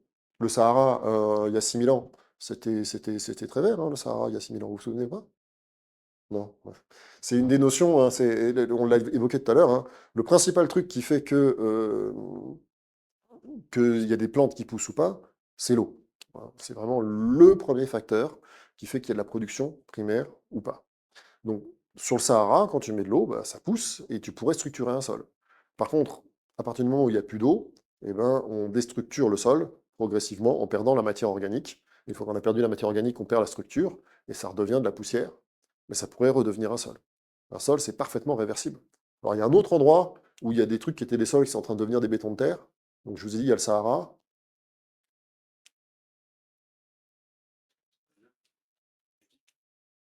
Alors, un peu les villes, ouais. Ouais, je dis oui, les villes en partie. Et en termes de surface, un truc qui est beaucoup plus conséquent, les champs. Les champs. Il se passe à peu près ce que je viens de te dire, c'est on est en train de détruire la matière organique et la structure des champs. Mais on y reviendra. C'est ça, c'est ce qu'on verra cet après-midi sur les enjeux de gestion des sols. Là, je suis en train de vous décrire un sol qui va bien. Le problème, c'est que des sols qui vont bien, c'est pas si facile à trouver. C'est pas pour rien qu'on ira en forêt. Parce que c'est plus facile de trouver un sol qui va bien dans une forêt. Les champs, on est vraiment sur une phase. Il y a des champs qui s'apparentent nettement plus à un béton de terre qu'un sol qui va bien. Donc, j'en étais en partie quiz. C'est qui le plus grand truc vivant du monde? Est-ce que c'est un acarien, une baleine, un baobab ou un champignon? Selon vous, un champignon. Tu connais un champignon plus gros qu'un baobab? Ils n'ont pas beaucoup de liaisons, de structures en sous-sol. Ah. Ils ne sont pas reliés entre eux. C'est-à-dire que tu permettrais de dire que là, je vous induis en erreur, que ça, c'est pas une vision exhaustive du champignon? Félicitations. Donc, le plus grand organisme vivant, c'est bien un champignon, puisque ceci n'est pas le champignon. Ça, c'est ce que le champignon produit dans un temps très court pour se reproduire. C'est l'organe reproducteur du champignon. Et donc, la partie qu'on met dans l'omelette, même si, bon, mettre des armillères dans l'omelette, ça se discute, il y en a qui le font, mais enfin, il y a aussi une toxicité des armillères. Donc ça, c'est un armillaire, qui est un arbre qui est bien connu ici. Celui-là, c'est un Américain. L'armillaire, il aime bien manger de la matière organique. Simplement, il est un peu impatient. Il y a des champignons qui attendent que la matière organique tombe par terre, et puis ils mangent celle qui est par terre. L'armillaire, vous savez ce qu'il fait? Il a un autre nom. Ouais, on l'appelle le pourridier. Il envoie des filaments sous l'écorce des arbres, et il tue les arbres, ce qui permet d'avoir vachement plus de matière organique à manger. Je veux dire, quand tu es un champignon, c'est hyper logique. Et il se trouve que dans certaines forêts de l'Oregon, ils ont commencé à avoir des gros problèmes de pertes financières, parce qu'il y avait trop d'arbres qui étaient tués par les champignons. Donc ils ont fait des études sur le truc. Ils ont pris plein d'échantillons, ils ont envoyé ça au labo. Le labo a dit, vous vous êtes planté. Parce que ce qu'ils ont mesuré, ils ont dit, c'est le même ADN partout. Les gars, vous êtes bourrés, vous avez envoyé le même échantillon. Les gars, ils ont vérifié, non, non, non, non, c'est le même partout. Ils ont fait la carto, il y a un champignon qui couvre plus de 800 hectares. Et donc, cette bestiole-là a plus de 2000 ans et pèse des centaines de tonnes. Donc, la trentaine de tonnes du rorqual. Hein. Euh, alors, pareil, ça, c'est aussi une image trompeuse. Elle est déjà un tout petit peu plus imagée parce que vous avez les filaments du champignon qui sont dans le sol, mais là, vous les voyez. Si vous voyez le filament du champignon, c'est que ce n'est pas le corps du champignon, c'est que c'est un agglomérat. Le vrai corps du champignon, ça mesure combien? Vous avez une idée? La base d'un filament? Ouais, enfin, oui, si tu coupes un filament de champignon, Un micron. un peu plus, c'est de l'ordre de 10 microns. Mais ça fait beaucoup plus que 10 microns. Donc ça, c'est déjà du tressage de milliers de filaments de champignons. Le vrai corps d'un champignon, c'est des kilomètres, voire des milliers de kilomètres de filaments de 10 microns. Enfin, vous voyez ce que c'est qu'un filament de 10 microns? Avant de faire des centaines de tonnes, ça fait du linéaire. Ça fait du linéaire. Je précise que ceci n'est pas un cas général. L'immense majorité des champignons sont microscopiques et sont dans un volume minuscule. Et l'autre immense majorité des champignons vont s'étendre sur quelques mètres. Et il y a quelques exceptions qui sont des champignons géants. On en connaît d'autres exemples, hein. Il n'y a pas que l'armillaire de l'Oregon. J'utilise cet exemple pour vous rappeler qu'on a tendance à croire que ce qu'on voit. Si on croit que ce qu'on voit, ça y est, je comprends pourquoi il y a des traces de doigts tout le temps sur ce machin, c'est tentant. Si on croit que ce qu'on voit, ben, on est à la masse, parce qu'en fait, l'essentiel est invisible pour les yeux. On ne voit bien qu'avec un microscope électronique, c'est ça? Non? C'était pas ça d'exhiber, bon, il y a un truc comme ça. Ça, c'est ce qu'on met dans la poêle. C'est pas le champignon. Ce serait comme si quelqu'un avait cueilli une pomme et dit « Je sais ce que c'est qu'un pommier ». Il y a un peu un problème. Alors attention, hein, on n'est pas sur une plante à fleurs, hein, il ne faut pas pousser trop loin. Au fait, on clarifie un truc. Le champignon, c'est une plante ou c'est un animal? Vous n'êtes pas obligé de me suivre quand je pose des questions idiotes. Le champignon, c'est pas une plante, c'est pas un animal, c'est un champignon. C'est autre chose. C'est une autre famille du vivant. Il se trouve que, en ça, j'avais raison, quand on remonte dans le détail de la phylogénie, donc l'arbre généalogique du vivant, les animaux et les champignons sont un tout petit peu plus proches l'un de l'autre que les champignons et les plantes. Ils ont d'ailleurs une caractéristique majeure en commun. C'est quoi le grand point commun des champignons et des animaux?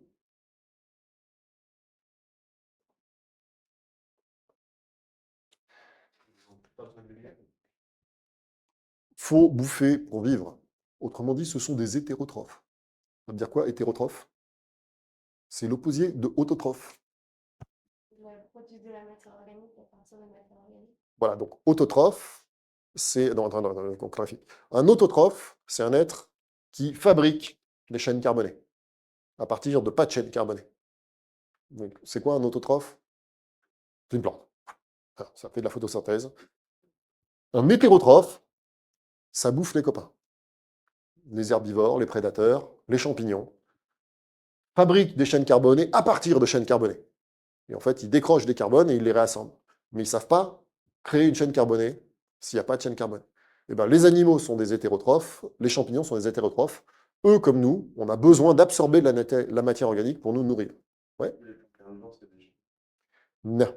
Parce qu'en fait, les plantes carnivores prennent à leur mouche en liquéfaction des nutriments minéraux. Et très peu elles gardent la capacité à assembler des chaînes carbonées. Ça reste la photosynthèse qui assemble la chaîne carbonée.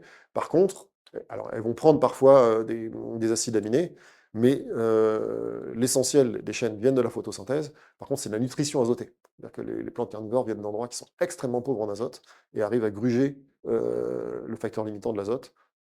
Parce qu'il ne vous aura pas échappé hein, que la viande, la chair animale est riche en azote, parce que riche en protéines. Protéines, voilà, si tu nous mets pas mal d'azote là-dedans, ça va devenir des protéines. Et donc, voilà. La protéine, c'est la chaîne carbonée qui est la plus riche en azote. Et donc, les animaux sont riches en azote. Mais on digresse. Voilà. Tu reviens à ça, je vous le redis, l'immense majorité des champignons sont comment? Tout petits, hein, les gloméromycètes, vous risquez pas de leur faire des centaines de tonnes, hein, c'est minus. Ce que je veux juste vous rappeler, c'est il se passe des trucs auxquels nous n'avons pas accès avec notre expérience directe. Et si tu veux comprendre ce qui se passe dans une forêt, il va falloir s'intéresser à l'invisible. Et plus globalement dans un écosystème. Ça vous va comme message de base? Il y a un autre truc que vous avez vu sans voir. Vous connaissez ces plantes? C'est quoi ça? Ah, t'as fait. Qu'est-ce qu'elles ont ces plantes? Il y a un truc familier, un truc bizarre, non? Ah, il y en a qui voient clair, hein. Je te mets la même dans l'autre sens. Voilà. Toi, tu dis que tu as vu une plante. Mais la plante, en fait, elle est dessous.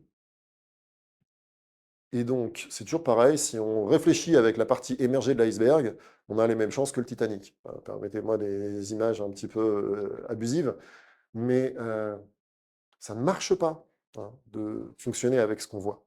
Il va falloir raisonner avec ce qui se passe dans le sol. C'est quoi le gros problème? Pourquoi est-ce qu'on n'a pas cette vision-là des plantes? Parce que la Terre est opaque. Eh oui, c'est tout bête, hein. Mais on connaît mieux le fond des abysses que le sol. Parce que dans les abysses, tu mets un sous-marin super cocotte minute méga pression, une caméra, un projo, tu filmes. T'envoies une caméra dans le sol, t'as rien. Tu vois rien. Comment on fait pour savoir ça? Alors, je ne sais pas où on en est actuellement. Il y a peut-être des trucs qui commencent à devenir puissants en termes d'imagerie, mais on les axe plus sur la recherche pétrolière que de racines. Ces trucs-là, c'est fait comme ça. Alors, je vous laisse commenter le droit du travail. Hein. Je ne sais pas si vous voyez, à partir de... On est obligé de blinder une tranchée. Enfin, le monsieur, là, n'est pas tout à fait conforme au droit du travail, mais quand tu vois 1914, on n'avait pas les mêmes problèmes. C'est assez long de creuser à la brosse à dents. Parce qu'évidemment, si tu creuses à la pelle, tu détruis tout. On est en train de parler de racines qui sont extrêmement fines et fragiles. Donc, on a une connaissance extrêmement partielle de ce qui se passe dans le sol. Le sol, il est en permanence à portée de la main, mais c'est un inconnu. Et en fait, on perçoit très très mal ce qui s'y passe parce que c'est extrêmement difficile à étudier. Peut-être aussi parce que ce n'est pas non plus la priorité des budgets de recherche. C'est pas, voilà. Mais il faut que je sois clair avec vous. Je partage avec vous quelques éléments acquis, solides, et je vous repartagerai la biblio à la fin. Pour autant, l'immense majorité de ce qui se passe dans le sol nous échappe. Il y a énormément de choses qu'on ne connaît pas. En termes de biomasse, il y en a beaucoup plus dessous que dessus. Dans une prairie. Là, je parle de la biomasse racinaire. Dans une forêt, il y a plus de racines que de troncs, ou il y a plus de troncs que de racines? Dans une forêt, il y a plus de racines que de troncs. Vous, ce que vous connaissez de la forêt, c'est les troncs et les branches. Dessous, il y a plus ou il y a moins que ce que vous voyez? Alors, ça dépend de quoi. C'est un chouille compliqué. Il y a moins de racines. Au niveau d'un arbre, les racines, ça doit être une trentaine de pourcents de la biomasse. Par contre, il y a plus de carbone. Parce qu'il y a plein de carbone qui est dans le sol. Et donc, l'essentiel du carbone d'une forêt est sous le sol. Par contre, dans un arbre, les racines sont une partie minoritaire. Dans une prairie, les racines sont la partie dominante des plantes.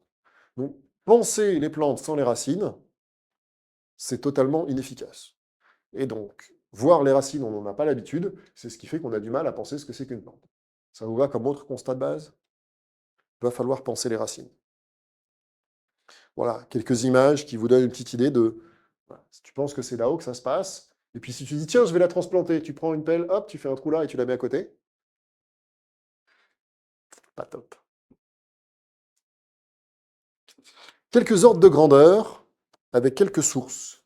Ici, je vous cite Claude et Lydia Bourguignon, comme je l'ai évoqué, ce sont des gens qui m'ont fortement marqué parce que c'est eux qui m'ont ouvert les yeux sur les enjeux de qu'est-ce que c'est qu'un sol. Et donc, je les cite bien volontiers parce qu'ils ont joué un rôle courageux de lanceur d'alerte et brillant de vulgarisateur.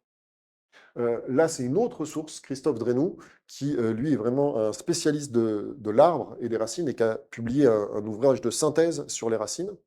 Je vous parlerai aussi régulièrement de Marc-André Sellos. Il y en a qui connaissent Marc-André Sellos?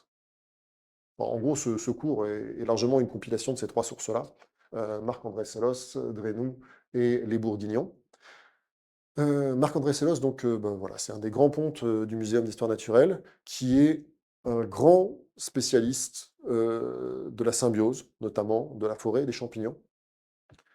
Et il a le génie des images. Lui, il décrit une forêt d'une manière assez simple. Il dit, une forêt, c'est un monde de champignons d'où dépassent quelques arbres. Ça vous donne une petite idée de, quand on connaît bien le sujet, où est-ce qu'on peut dire que ça se passe. Il se trouve que Marc-André Sellos était un élève de Claude et Lydia Bourguignon.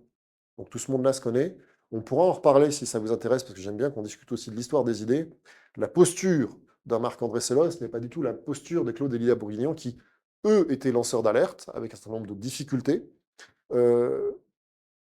Marc-André Sellos est aujourd'hui voilà, le représentant de la science officielle. C'est intéressant de croiser tout ce monde-là parce qu'ils ne donnent pas tout à fait les mêmes chiffres. Tout le monde est d'accord que les chiffres peuvent être tout à fait vertigineux. Un pied de blé, on va parler de kilomètres de racines. Alors, je n'ai pas dit qu'un pied de blé planté dans la Beauce avait une racine qui venait jusqu'à Paris.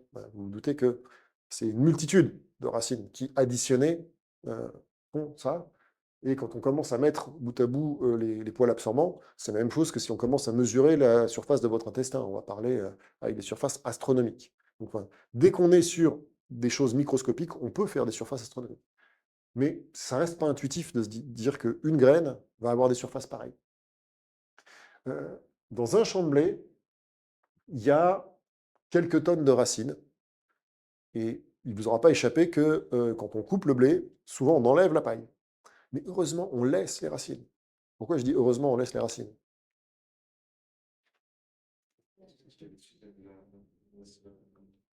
C'est ça qui donne l'humus, et notamment aussi qui nourrit toutes les petites bêtes du sol. On va y venir, mais il faut bien nourrir les animaux du sol. Et pour ça, il faut qu'il y ait de la matière organique. Ouais.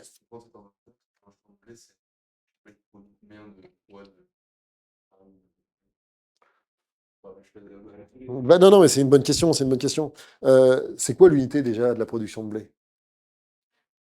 Alors voilà, ça fait plaisir qu'il y ait des vieux de la vieille chez les jeunes. Toi, tu comptes en quintaux. Ah, quand tu fais 30 quintaux, c'est déjà pas mal. Pendant très très très longtemps, on a compté le rendement du blé en quintaux. Bon, un quintal, hein, c'est 100 kilos. Voilà. Donc 30 quintaux, 3 tonnes. Voilà. Et la modernité, on est passé en tonnes. Maintenant, il faut 8 à 10 tonnes hectares. 8 à 10 tonnes hectares, ça c'est un champ de blé qui crache. Mais c'est un champ de blé qui n'est pas naturel, pour le dire simplement. C'est-à-dire que personne ne peut faire 8 à 10 tonnes hectares sans un apport massif d'engrais et de pesticides. Et des variétés qui ont été hyper bidouillées. Si tu ne sais pas amener du phosphore, si tu ne sais pas amener de l'azote en quantité très importante, tu sortiras jamais voilà, 100 quintaux. Et je peux dire, tu vas voir un agriculteur de 1950, tu lui parles de 100 quintaux, il tombe dans les pommes, quoi. C'est comme de dire à un humain de 4,50 m. C'est pas naturel, quoi. Voilà. Non, dans les champs, on fait des humains de 4,50 m, mais il a fallu pousser un petit peu, quoi. Donc, l'ordre de grandeur d'une récolte de grains, c'est quelques tonnes. Entre 2 à 3 tonnes sur des systèmes peu intensifs, à la dizaine de tonnes pour des systèmes très intensifs. Ça, c'est la quantité de grains qu'on exporte. Et la quantité de tonnes de paille qu'on exporte, j'en sais rien. Je n'ai pas mesuré. Mais on exporte pas mal de paille. Et ça laisse voilà, un petit peu de tonnes de racines qui est ce sur quoi doit vivre la vie du sol. Alors, les bourguignons nous disent qu'un chêne peut s'enraciner à 140 mètres de profondeur. C'était probablement un peu enthousiaste. C'était aussi, voilà, c'est un des premiers bouquins qu'il y a eu sur le sujet, Le sol, la terre et les champs. C'est un bouquin qui a eu l'énorme mérite d'attirer l'attention de beaucoup de gens sur le fait qu'il se passe un truc sur les sols.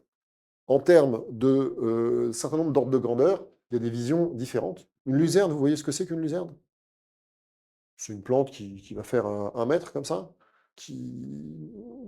Donc, c'est pas un arbre, mais c'est une plante pérenne. Plante pérenne qui va vivre plusieurs années. Une luzerne, tu l'installes et tu la laisses 2, 5, 10 ans.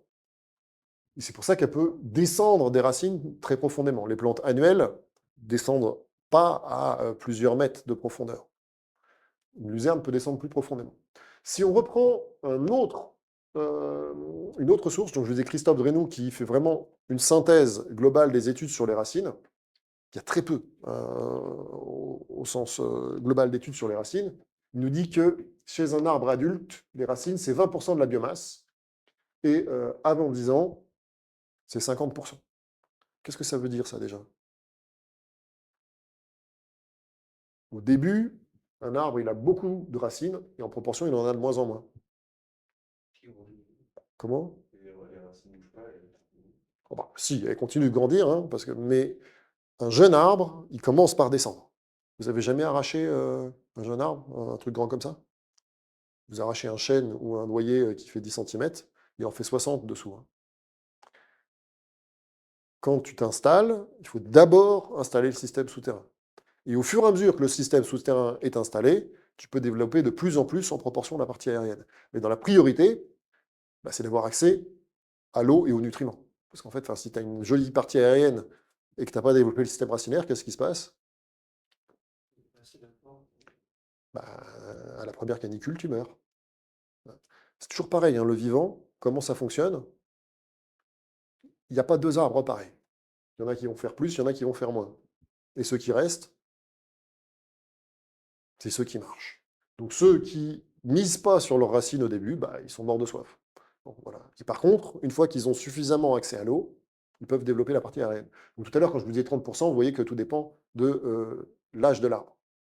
Les jeunes arbres, il y en a beaucoup dessous, et 20% de la biomasse, quand tu vois un chêne comme ça, c'est pas rien, hein, parce que ça pèse lourd. Hein. Donc si tu mets 20% d'un truc pareil sous le sol, c'est important. Ça, c'est un des trucs qui est le plus impressionnant. Le renouvellement des racines fines, parce que vous voyez bien qu'il y a des grosses racines, celles-là, elles sont stables hein, quand tu as une racine qui fait la taille d'un bras, mais au bout des grosses racines, il y a plein de petites racines fines, c'est là que va se passer un certain nombre d'échanges. Consomme près de 50% du carbone. Quand on dit du carbone, c'est du carbone photosynthétique. Qu'est-ce que ça veut dire, ça? C'est hyper important.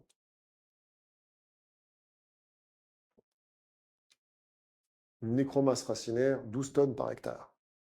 C'est la masse de racines mortes.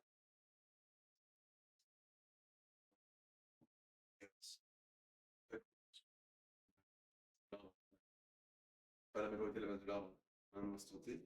Comme elle se renouvelle, c'est vraiment de la biomasse.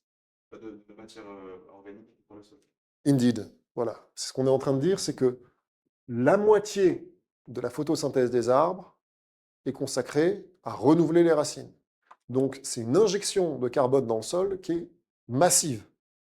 Et pourquoi il y a une telle mortalité racinaire?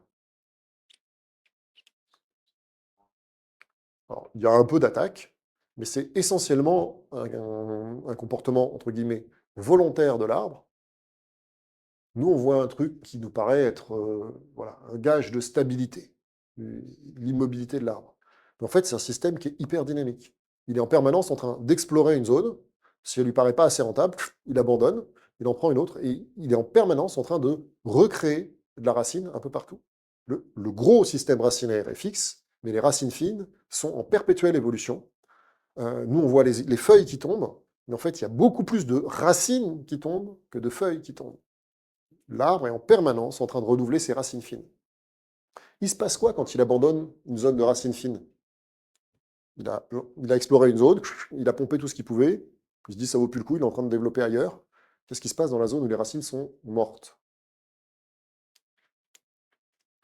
C'est grave. Et alors, elles se dégradent, voilà, c'est une forme impersonnelle. Qu'est-ce qui crée cette dégradation? Ouais, alors les vers de terre, ils vont arriver au stade d'après, mais effectivement, on va avoir plein de micro-organismes du sol qui vont, ou d'organismes du sol, mais des petits organismes qui vont venir grignoter la racine morte. Et donc, bah, ils suivent, hein. Et du coup, si ils grignotent la racine morte, ça crée quoi?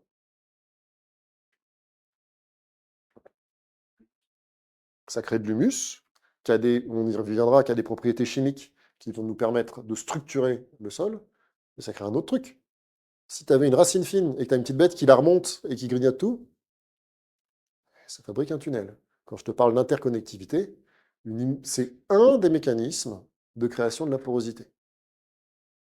Tu amènes en même temps la matière organique, la racine avait la force mécanique d'ouvrir les argiles limon, et ensuite, ça devient un canal par l'action des différentes petites bêtes. Ouais. Mais ça fait un peu fertile, donc l'arbre va revenir après, parce que ça doit redevenir intéressant pour lui. Globalement, les arbres reviennent toujours, hein. Ça fait juste 380 millions d'années que les arbres vivent là, donc ils reviennent toujours. D'accord. Il laisse des racines Ouais. décompose, parce que derrière, il repoussait des racines fines à cet endroit-là, comme s'il se remangeait. Il recycle une partie de sa propre matière, c'est très effectif sur les feuilles mortes, on y reviendra. À quelle vitesse un arbre va revenir explorer une zone déjà explorée, abandonnée, j'en sais rien, je ne sais pas si quelqu'un sait. Mais si tu veux faire une thèse sur le sujet, je pense qu'en 10-15 ans, il doit y avoir moyen de donner une réponse à peu près satisfaisante à ta question. Ouais. Est-ce que quand les organismes grignotent les racines mortes, il y a un risque ils arrivent à grignoter des parties qui sont encore vivantes en remontant le fil? Est-ce que c'est trop lent? Il y a toujours un risque. La vie est extrêmement dangereuse, mais vous verrez qu'il y a quand même un certain nombre d'individus qui ont réussi à traiter le risque puisque les forêts sont vivantes. Mais on va en reparler. L'arbre vit en permanence une quantité gigantesque d'agressions, mais il sait les gérer, sinon il n'y aurait pas d'arbre. C'est-à-dire, comme vous et moi, qui n'a jamais été malade dans sa vie? Tous étaient malades, donc oui, il y a des agressions. Pour autant, la plupart du temps, ça se finit bien, ce qui fait qu'on peut être là en train de discuter. Donc, enfin, le truc, c'est vrai. À la base, quand un arbre abandonne une partie, il sait fermer la porte. Ce qui n'est pas la même chose quand nous, on élague les arbres. Quand on élague des arbres et qu'on laisse des parties comme ça, ouvertes à l'air, là, pour l'arbre, c'est une porte d'entrée pour les parasites, microscopiques ou macroscopiques, qui est difficile à gérer. Quand c'est lui qui gère et qu'on le laisse gérer, c'est pas la même chose. On arrive à un endroit pas inintéressant, c'est la comparaison des sources. Moi, c'est un des trucs que j'adore, c'est comparer les sources, parce que dès que tu en mets plusieurs l'une au bout de l'autre, ça devient un peu plus complexe. Vous avez vu quoi là? Ah oui, là, d'habitude, on s'en tire en disant mais c'est un ordre de grandeur, à 30% près, c'est 4 mètres 50, 140 mètres. Donc là, on a un vrai décalage. Je me permets de le noter, c'est pas la seule fois, si vous creusez la biologie et a fortiori les sols, des écarts significatifs entre les sources, il y en a. C'est pour ça que ça vaut le coup d'aller faire des méta-études et de prendre le temps de prendre différents repères. En fait, ça s'explique en partie. C'est-à-dire que 1,50 m, c'est un cas très classique, assez prudent. Il y a des arbres qui vont descendre jusqu'à plus de 4 mètres. Et il y a des cas très particuliers. euh, alors, les phréatophytes, vous avez idée ce que ça peut être une phréatophyte?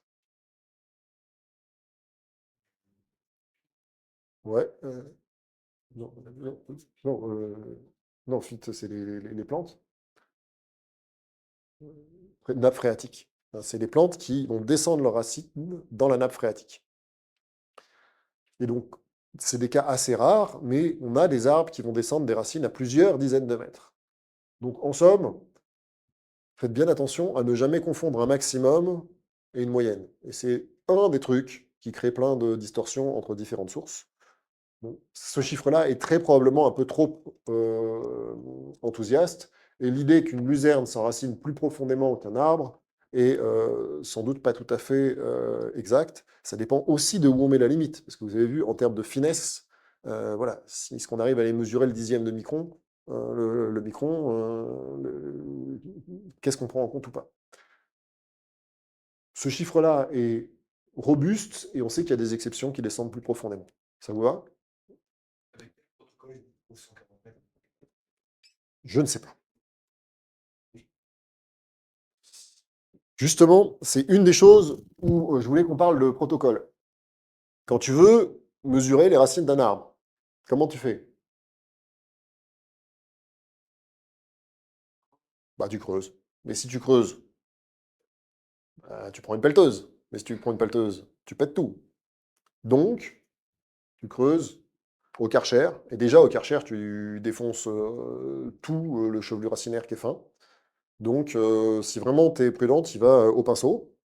Mais vu qu'on parle de dizaines, centaines de mètres cubes de tonnes, ben, tu ne te vois pas creuser des centaines de tonnes au pinceau.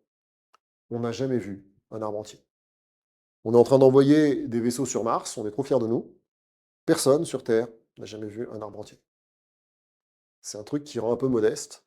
Alors, des bébés arbres, oui. Tu vois, on a déjà déterré un bébé.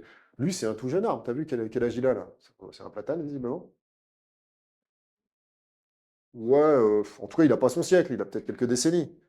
Mais un arbre adulte, c'est un arbre qui a plusieurs siècles. Un arbre qui a plusieurs siècles, on n'en a jamais déterré un entier. On a fait des coupes, il y a des endroits où on a creusé, enfin, il y a eu plein d'études sur les racines, c'est ce que compile Drenou, mais juste suspendre l'arbre. Enfin, tu vois combien ça pèse un chêne qui est comme ça? Si tu veux pas, et si tu creuses dessous, il va s'effondrer. Alors, on pourrait le faire, hein, mais c'est un projet de recherche où on n'a jamais mis le budget pour, et c'est un truc de dingue. Il te faut 100 personnes qui creusent au pinceau pendant quelques années. Euh, Mais ce qui est marrant, c'est que, enfin, je ne sais pas si vous êtes déjà allé visiter Bibracte ou d'autres sites archéologiques, quand il s'agit de déterrer des ruines romaines, on sait mettre hein, des centaines de personnes qui creusent au pinceau pour récupérer des tessons de bouteilles. Et enfin, c'est des chouettes tessons de bouteilles, hein. C'est des tessons d'amphore, et ça te permet de te raconter quand même pas mal de choses sur l'histoire du passé. Mais on le fait pour l'archéologie, on ne l'a jamais fait pour un arbre. Et donc j'insiste sur cette idée, euh, on est dans une terra incognita, sans mauvais jeu de mots. Hein, c'est ce qui se passe sous terre nous échappe très largement. J'aimerais bien quand même un jour qu'on déterre un arbre. Vraiment. Après, vous allez voir que plus on va avancer, plus on va arriver à l'idée que c'est pas vraiment possible de terrer un arbre entier, parce qu'il faudrait déjà être capable de définir entier. Et donc voilà, enfin, sur les racines très profondes, ah oui quand même. Et l'autre chose, voilà, c'est que je voulais clarifier avec vous que on ne s'est pas creusé très profond, mais on a fait des sondages. Et on s'est aperçu que ce qui se passe en dessous d'un arbre ne ressemble pas à ce qui se passe au-dessus. Vous avez peut-être vu plein de schémas, et c'est d'ailleurs celui que j'ai mis en introduction, où il y a une certaine symétrie entre la partie aérienne et la partie souterraine. Étape 0, on pense que à l'aérien, je ne crois que ce que je vois. Étape 2, on imagine que dessous c'est pareil qu'au-dessus. C'est une erreur qui est classique, ça m'a consolé de voir que l'autre jour elle est aussi représentée sur les panneaux du Muséum d'histoire naturelle. Même les meilleurs font cette erreur-là. Étape 3, on va voir vraiment comment ça marche, et on s'aperçoit que au-dessus et en dessous, c'est pas du tout pareil. Et l'autre chose, c'est qu'on est habitué à regarder en coupe. Ça, je ne sais pas si c'est clair pour vous, que c'est le dessin des racines de l'arbre. C'est juste, on est sur une vue en plan, vue d'au-dessus. Et là, on est sur quelque chose qui est plutôt dendritique, hein, si on regarde. Euh, et il est très clair dans tous les sondages qu'on a fait que les racines des arbres s'étendent sur une largeur supérieure à la hauteur de l'arbre. Donc c'est là qu'on commence à voir que le volume à explorer est significatif. Il y a quelqu'un qui me faisait signe. Ouais. Il n'y a pas des techniques où on a essayé d'injecter quelque chose en résine? Si. Enfin, plutôt des isotopes. On met des trucs radioactifs et on mesure des trucs. Il y a plein de protocoles qui se font. Mais c'est pas tout simple. Alors, il y a quand même un protocole qui est assez simple. C'est quand il y a des gens qui font de la spéléo, ils disent ah tiens, il y a des racines. Donc, si quand tu es à 10-20 mètres, il y a des racines, bah, c'est quand même qu'il y a des racines qui descendent. Bon, il y a cette expérience-là qui est significative. Est-ce que vous connaissez cet arbre-là? Ça a été, et longtemps avant votre vie, enfin pas longtemps, il y a quelques décennies avant votre vie, un arbre célèbre. Ah oui? Comment tu sais que c'est un acacia? Bah, oui, mais je suis tout à fait d'accord avec toi, mais c'était inattendu. Oui, oui, ça ressemble à un acacia. C'est un acacia au sens strict, hein, non pas les pseudo-acacias. Non, c'est un acacia qui était, comme vous le voyez, dans un endroit où il n'avait pas beaucoup de copains. C'est l'arbre du Ténéré, qui a été réputé pendant bien longtemps être l'arbre le plus isolé au monde, puisqu'il est dans le désert du Ténéré et à des centaines de kilomètres autour. Il y a ça, du sable. Comment c'est possible qu'il y ait un arbre tout seul au milieu du désert?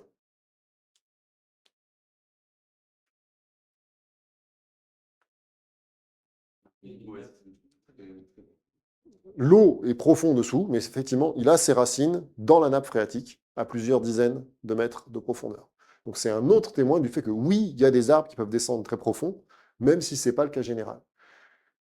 L'arbre du Ténéré est célèbre parce que de fait, on voit, en fait, il a germé, parce qu'au début, il avait des petites racines à une époque un peu plus humide. Il a réussi à descendre ses racines dans la nappe phréatique, il a suivi la nappe phréatique, il a survécu longtemps comme ça. Donc l'arbre du Ténéré est impressionnant pour cette capacité d'un arbre à survivre en milieu hostile.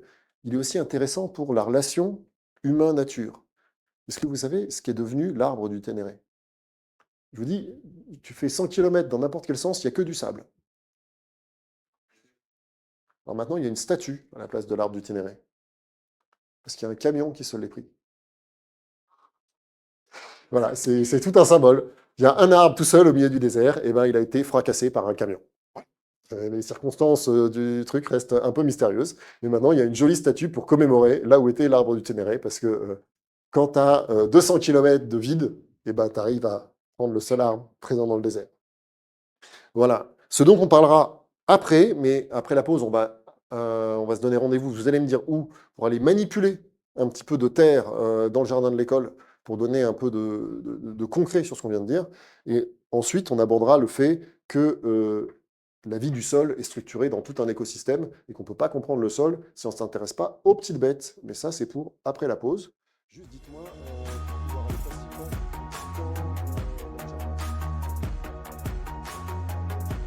si on arrive à avoir un truc qui fait sortir un cube de 30-30-30, c'est pas mal. Et toi, tu pourras notamment aider pour sortir la matière du fond.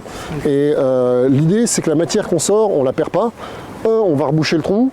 Ça sera plus correct vis-à-vis des jardiniers et des chevilles à venir. L'autre chose, c'est qu'on est là pour l'observer. Donc on récupère la matière qui sort. Le but, c'est que dans 3 minutes, tout le monde a un morceau de terre dans la main et essaye de s'en faire une idée. Donc comme je vous l'ai promis, nous aurons les mains sales et froides dans les minutes qui viennent, mais la terre n'est pas une abstraction. Première observation. Il y a des racines. Il y a des racines. Non mais et même avant ça, si je vous dis à quoi ressemble la terre ici, On la voit pas. voilà. Là-bas, il y a une pelleteuse qui travaille, Bonne terre, là. on voit la terre. Si on est dans un endroit qui est quelque chose qui ressemble de près ou de loin à une situation naturelle, Bien comme ça. on ne voit pas la terre. Bah, c'est super, ouais, vas-y, distribue. Voilà, donc là on y est.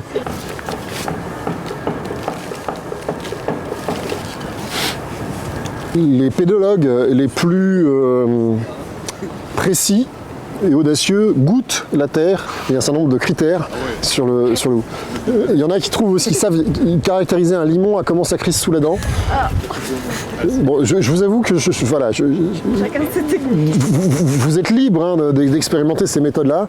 Bon, moi, je ne maîtrise pas pleinement le crissement du limon. Par contre, je vous invite à bien regarder ce qui se passe, à faire toutes les observations que vous pouvez faire pour essayer de caractériser ce que vous avez dans les mains. Et moi aussi, j'en veux, s'il te plaît. Ah, Est-ce que je continue là? alors, tant que tu vois pas le pétrole, tu vas. Non, on avait 30-30-30. Ok, ça va.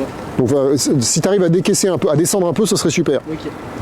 Alors, approchez-vous un petit peu, comme ça on jette un œil à ce qu'il fait, et en plus il entend nos premières remarques, parce que lui il est au contact de l'élément aussi un peu différemment.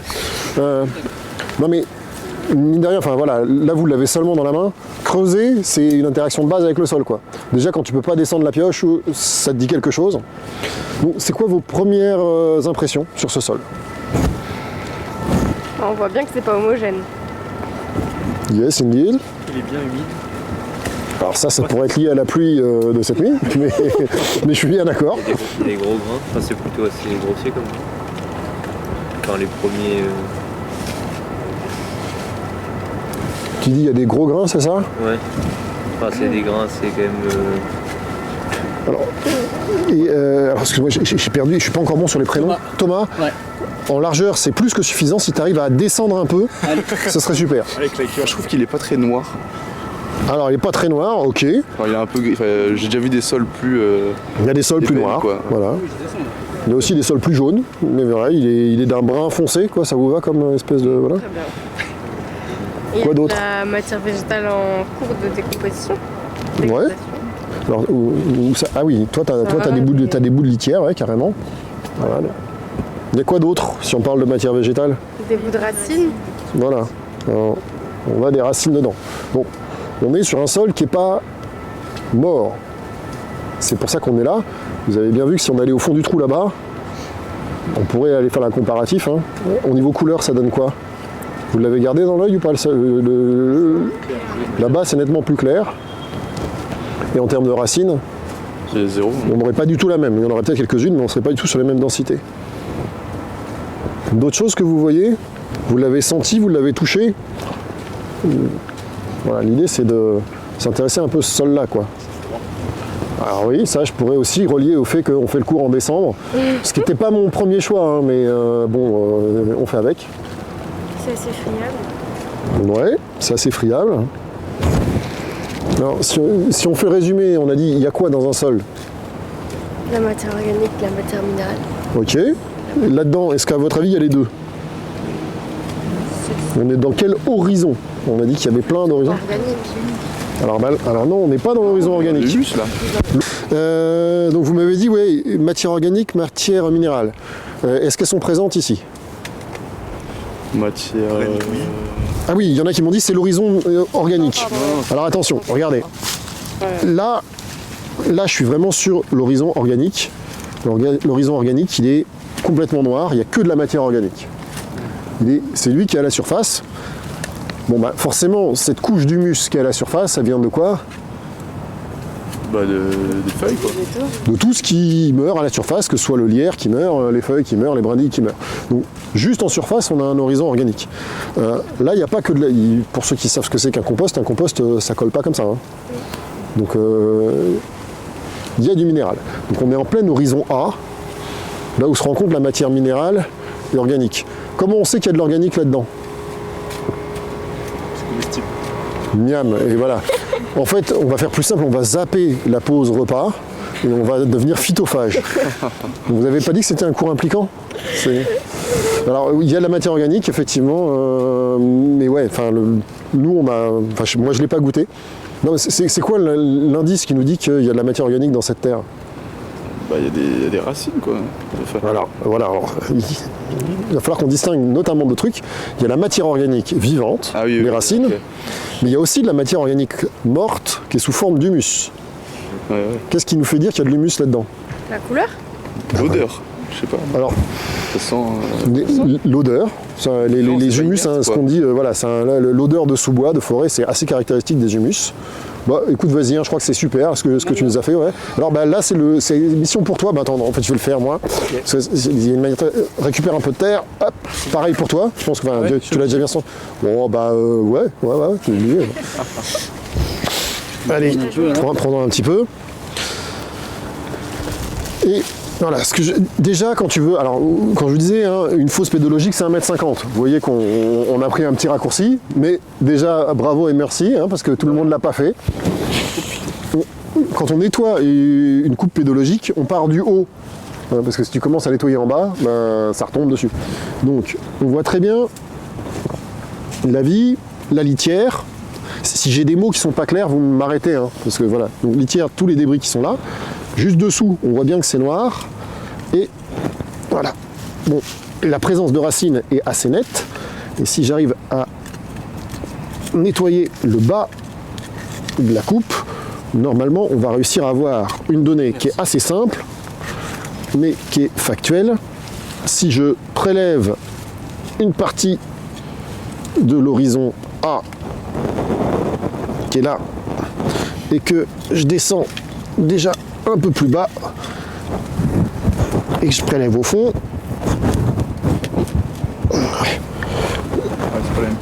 Je le mets l'un à côté de l'autre. Est-ce que la différence vous apparaît nettement? Ouais. Bon, pourquoi c'est beaucoup plus foncé en haut? Il y a plus d'humus. Il y a plus d'humus. Puisque l'humus, il vient de la litière qui se dégrade. On l'a dit, le sol, c'est la rencontre du minéral et de l'organique. Et en fait, on est sur un gradient. Plus t'es haut, plus t'as d'humus, et plus t'es bas, moins il y en a. Néanmoins, ici, il y a encore de l'humus. Comment je suis sûr qu'il y en a encore? Qu'est-ce qui me fait dire qu'il y a assurément de l'humus en bas? Parce que, parce que ah non, les racines, elles peuvent aller chercher juste de l'eau, je sais pas. Les racines, t'as raison. S'il y a des racines, qu'est-ce qu'elles font les racines? Bah, elles viennent manger Alors, elles peuvent aller dans des endroits où il n'y a plus de matière organique. Oui, ça, parce qu'elles peuvent aller chercher de l'eau. Elles peuvent aller chercher de l'eau, mais au bout d'un moment, Quand les elles vont se racines, dégrader, elles vont faire. elles vont mourir. Et quand tu vois la quantité de racines qui est là, à minima, la mortalité et le renouvellement racinaire fait qu'il y a forcément de l'humus. L'autre chose, c'est qu'en fait, tu as toujours une circulation d'humus sur les 20 à 30 premiers centimètres. Qu'est-ce qui fait descendre l'humus, à votre avis? Si elle descend. Alors l'eau, quoique pas tant que ça, parce que l'humus il n'est pas soluble. Et vous voyez que c'est pas si facile de descendre. Tu dis? Les vers de terre. Voilà, s'il y a un truc qui fait descendre l'humus, c'est les vers de terre, très notamment. Les vers de terre, ça mange quoi un ver de terre? La terre. Eh ben oui et non. Ça avale de la terre pour la simple et bonne raison qu'il vit dans la terre et quand tu veux avancer, il faut avaler celle qui est devant. Mais essayer de digérer du quartz, du limon et de l'argile, je veux dire, on se souvient, c'est un animal, il a besoin d'énergie. La quantité de chaîne carbonée dans le quartz, le limon et l'argile, zéro. Donc tu peux manger autant de terre que tu veux, ça ne le nourrit pas. Ce qui pourrait le nourrir, c'est la partie humique de la terre, mais en fait, elle est insuffisante. Le ver de terre, il avale de la terre pour faire sa galerie, et il vient manger ce qui est là. Lui, il vient avaler de la matière organique en décomposition, et ensuite il redescend. Et donc en permanence, il remonte de la terre, et il descend de la matière organique. C'est quoi l'intérêt pour lui de descendre? À ton avis, si tu es un ver de terre et que tu passes ta vie en surface, qu'est-ce qui se passe? Mangé par les oiseaux. Tu te fais manger par le premier merle qui passe. Il y a sans doute plein de vers de terre qui ont essayé. Ils n'ont pas eu beaucoup de descendants. Les sables grossiers qui sont supérieurs au millimètre, des sables fins qui vont au millimètre. Des fois, on a plusieurs couches de sable. Ensuite, on va avoir les limons qui vont sédimenter avec un truc de l'ordre de la demi-heure. Et les argiles qui sont de l'ordre de 24 heures à 3 jours. Évidemment, pourquoi il est toujours faux aussi ce test? On n'attend jamais. Parce qu'il faudrait... alors, enfin si, tu vois, on va le poser et on verra ce que ça donne demain.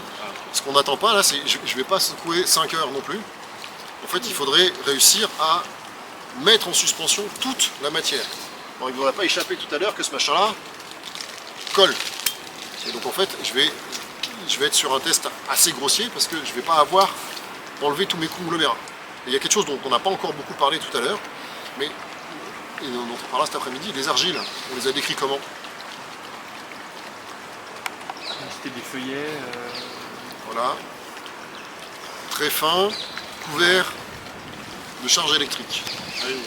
De fait, ils ont une tendance assez particulière à former des complexes. À partir du moment où on a de la charge électrique apparente, on peut avoir des phénomènes de complexation.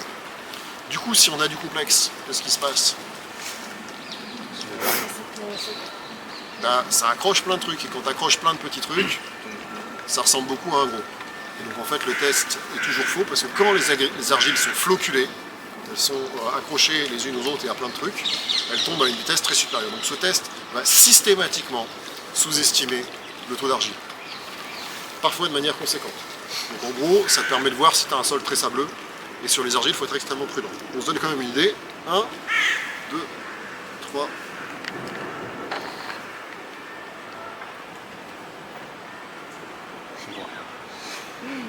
Tu vois rien?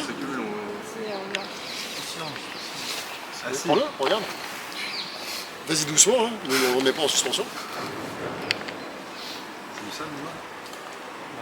3, 4, 5, 6, 7, 8, 9, 30. Donc là, normalement, tu vois la limite des sables. D'ailleurs, si tu vois, visiblement, tu en as deux. Tu as une première fraction de sable grossier et tu as une fraction de sable fin qui est au-dessus. Ouais. Vous avez vu quelle épaisseur de terre j'avais mis? Il y avait ça à peu près. Donc en fait, on voit que la fraction sableuse n'est pas du tout négligeable. C'est notre première surprise, c'est qu'en fait, les sables, quand ils sont en mélange, on ne les voit pas toujours. On va se le secouer tranquillement ce midi ou ce soir, et demain, on aura une vision un peu particulière. Et vous voyez qu'en fait, voilà, ça permet d'identifier les sables. Je vous le redis, ce test-là, il n'est pas précis. C'est quoi son intérêt? Il est hyper facile à faire. Et avant d'envoyer un échantillon au labo, faut que tu saches ce que tu envoies en fait. Et donc, un des trucs de base, c'est si tu t'intéresses à un sol, tu fais pas un trou, tu en fais au moins 10, tu les fais nettement plus profond que ça, tu regardes, tu fais tout ce qu'on vient de voir faire, tu fais les tests du bocal, et tu regardes si c'est homogène ou pas. Parce que si à l'œil, au toucher et au test du bocal, c'est pas du tout la même chose, il faut que tu saches que tu testes en fait. Et il y a le risque, soit il y a eu des travaux, tu travailles dans une veine de remblai qui est pleine de sable, bon, si tu envoies ça au labo c'est complètement dommage, ou d'avoir des fois à l'échelle locale, tu peux avoir des variations importantes, et donc à ce moment-là il faut savoir ce que tu analyses. Donc, ce qu'on est en train de regarder là, c'est pas quelque chose de précis, ça permet de se donner une première sensation, et en fait dans bien des cas ça suffit. Parce qu'en fait avoir des analyses hyper fines, c'est chouette, mais encore faut-il savoir les faire parler, et en fait il n'y a pas grand monde qui sait faire parler des analyses de sol. Donc ça nous donne une petite idée, en tout cas des choses qu'on peut regarder. On voit hein, là voilà, qu'on a les limons qui commencent, hein, vous pouvez vous faire passer, voilà, on a la couche de limon qui est en train de descendre. Qu'est-ce qu'on peut tester d'autre très facilement sur un sol et qui est essentiel pour comprendre comment il marche, en tout cas du point de vue des plantes? L'acidité. Ouais, voilà. Un sol c'est acide, c'est basique, c'est neutre, c'est comment? Ça dépend. Ça dépend. Alors ça, là t'es hyper fort. Dès que tu fais de la bio et a fortiori de l'écologie, la réponse ça dépend marche pour à peu près tout. Alors ça dépend de quoi? Parce que ça c'est la... Alors effectivement, sur un sol agricole, les amendements peuvent amener à modifier le pH. Les minéraux, Ouais, et notamment quoi? pas de la roche en fait. Ouais. Effectivement. Et donc, c'est quoi les grands cas de figure? C'est quoi un sol acide? C'est quoi un sol basique? Calcaire, c'est plus acide. Calcaire est plus acide? Alors là, je croyais que vous étiez fort en chimie normalement. En chimie? Ouais, il y a quand même. Vous avez jamais mis une craie dans du vinaigre? Ah non, oui, c'est plus. Ça fait quoi si on met une craie dans du vinaigre? C'est vrai? Si ça mousse. Ah oui, ça mousse. Parce que C'est le test. CaCO3, CaCO3 c'est un calcaire. Si tu mets un calcaire dans de l'acide, Ouais, donc, tu réagis et tu dégages du CO2. Donc par définition, tu ne peux pas avoir du calcaire et de l'acide au même endroit parce qu'en fait ils ont réagi. On est d'accord avec ça? Oui. Donc s'il y a un sol calcaire, il n'est pas basique, acide, c'est basique. il est basique. Et ce qu'on appelle un sol acide, c'est un sol où il n'y a pas de calcaire. La logique est là, non? Oui. S'il y a du calcaire, c'est basique. Donc si c'est acide, il n'y a pas de calcaire. Et C'est un le sol- seul truc qui détermine le calcaire. Tout le reste, c'est neutre. Pardon. C'est la base. Je te fais la partie simple et après on y va au compliqué. Donc, déjà un sol où il n'y a pas de calcaire, il est basé sur quoi? Chimiquement? C'est quoi l'élément minéral de base? Voilà, c'est la silice. C'est ce qu'on va appeler des sols siliceux. Et donc selon que les roches mères sont calcaires ou siliceuses, on va avoir des grandes familles de sols différentes. Au fait, vous voyez que vous faisiez un peu de géol. Le calcaire, ça vient d'où quand on a des roches mères calcaires? Voilà. Donc, quand on est sur des sols, on a des calcaires sédimentaires mais qui sont anciens et qui sont là, et bien on va avoir des sols basiques. Et si on est dans des régions où il n'y a pas de calcaire sédimentaire, potentiellement on va être dans des régions siliceuses. Vous avez des exemples De région silicieuse. de régions siliceuses, de régions calcaires? Ah, Fontainebleau, quoi? Si, C'est silice parce qu'il y a du sable de Fontainebleau. Les sables de Fontainebleau sont connus pour leur pureté en quartz. Hein, donc effectivement, Fontainebleau, dans les sables de Fontainebleau en tout cas, on est vraiment sur un endroit caractéristique, très siliceux. Mais Fontainebleau fait partie du bassin parisien, il me semble. Et le bassin parisien, c'est quoi? C'est fabriqué en quoi ce machin? C'est du grès, ça? Si vous faites ça, écoutez, on va vérifier. Comment on peut faire pour savoir? Exactement. Ne jamais partir sans sa sauce de salade ou son acide chlorhydrique. Donc, quand on met de l'acide chlorhydrique sur un sol, s'il y a du calcaire, qu'est-ce qui doit se passer? Ça mousse. Ça mousse. On va voir.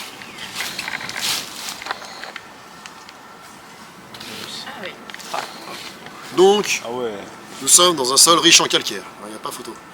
Alors là, je suis serein, je peux en mettre autant que je veux parce que mon acide va être très vite neutralisé parce qu'il est en train de réagir.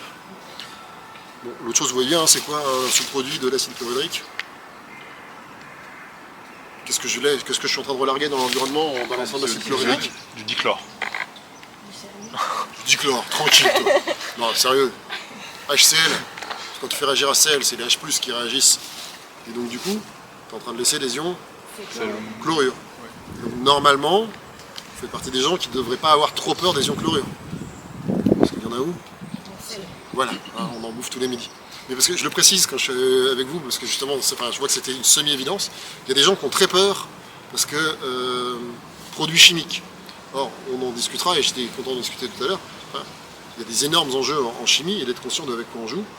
HCl, notamment quand il réagit, il n'y a vraiment aucun sous-produit dangereux.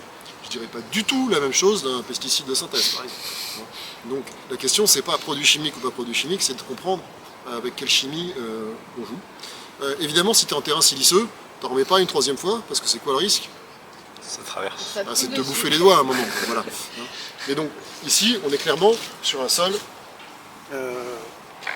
riche en calcaire, donc le pH est nécessairement basique.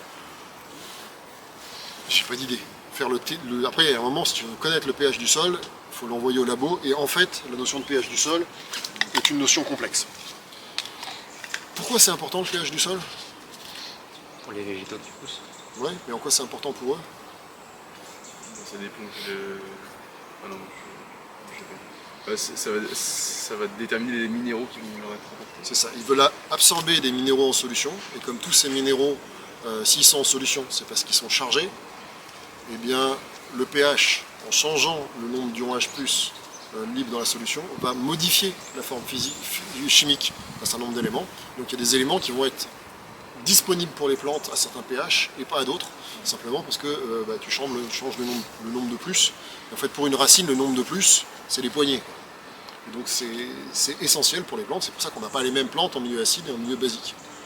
Et donc vous m'avez dit, oui, donc le bassin parisien est au sens large une région calcaire, donc basique, mais Fontainebleau et ses sables sont dans le bassin parisien, c'est une région acide. D'où le fait que je vous dis que ça vaut le coup de creuser et de regarder, parce qu'en fait, tu as plein de variations locales. Et si tu te pointes juste, je suis dans le bassin parisien, donc c'est basique, et ben à Fontainebleau, c'est pas vrai. Il y a plein d'échelles comme ça qui se jouent. Des grands exemples de régions acides. La Bretagne. Bretagne, la Corse, le Massif central, partout où il y a du granit, qui est en région acide. Et du coup, il n'y a pas beaucoup de noyers. Parce que le noyer, c'est une plante qui aime les sols plutôt basiques. Et donc les noyers, Grenoble, ça vous dit quelque chose? Grenoble, voilà. Là, il y a plein de sols calcaires. Et c'est quoi les arbres célèbres de Corse? Ouais, Les arbres célèbres. les productions en tout cas nourricières, c'est pas les noix de Corse, hein, les châtaigneraies. Le châtaignier est un sol caractéristique aussi massif central de sol acide. Donc vous voyez, il y a des plantes qui vont être adaptées à un sol acide, des plantes qui vont être adaptées à un sol basique. C'est intéressant à comprendre. Et quand il y a un noyer et un châtaignier à côté de l'un de l'autre, ça peut arriver ça ou pas? Ah oui. Et donc le sol il est comment? Bah en fait tu sais pas. Comme je vous disais, la théorie est simple, la pratique est compliquée. En théorie, les noyers sont en sol calcaire et les châtaigniers en sol acide. Et en pratique, quand ils sont l'un à côté de l'autre, tu te poses pas mal de questions. Il y a la différence entre les moyennes et les cas particuliers.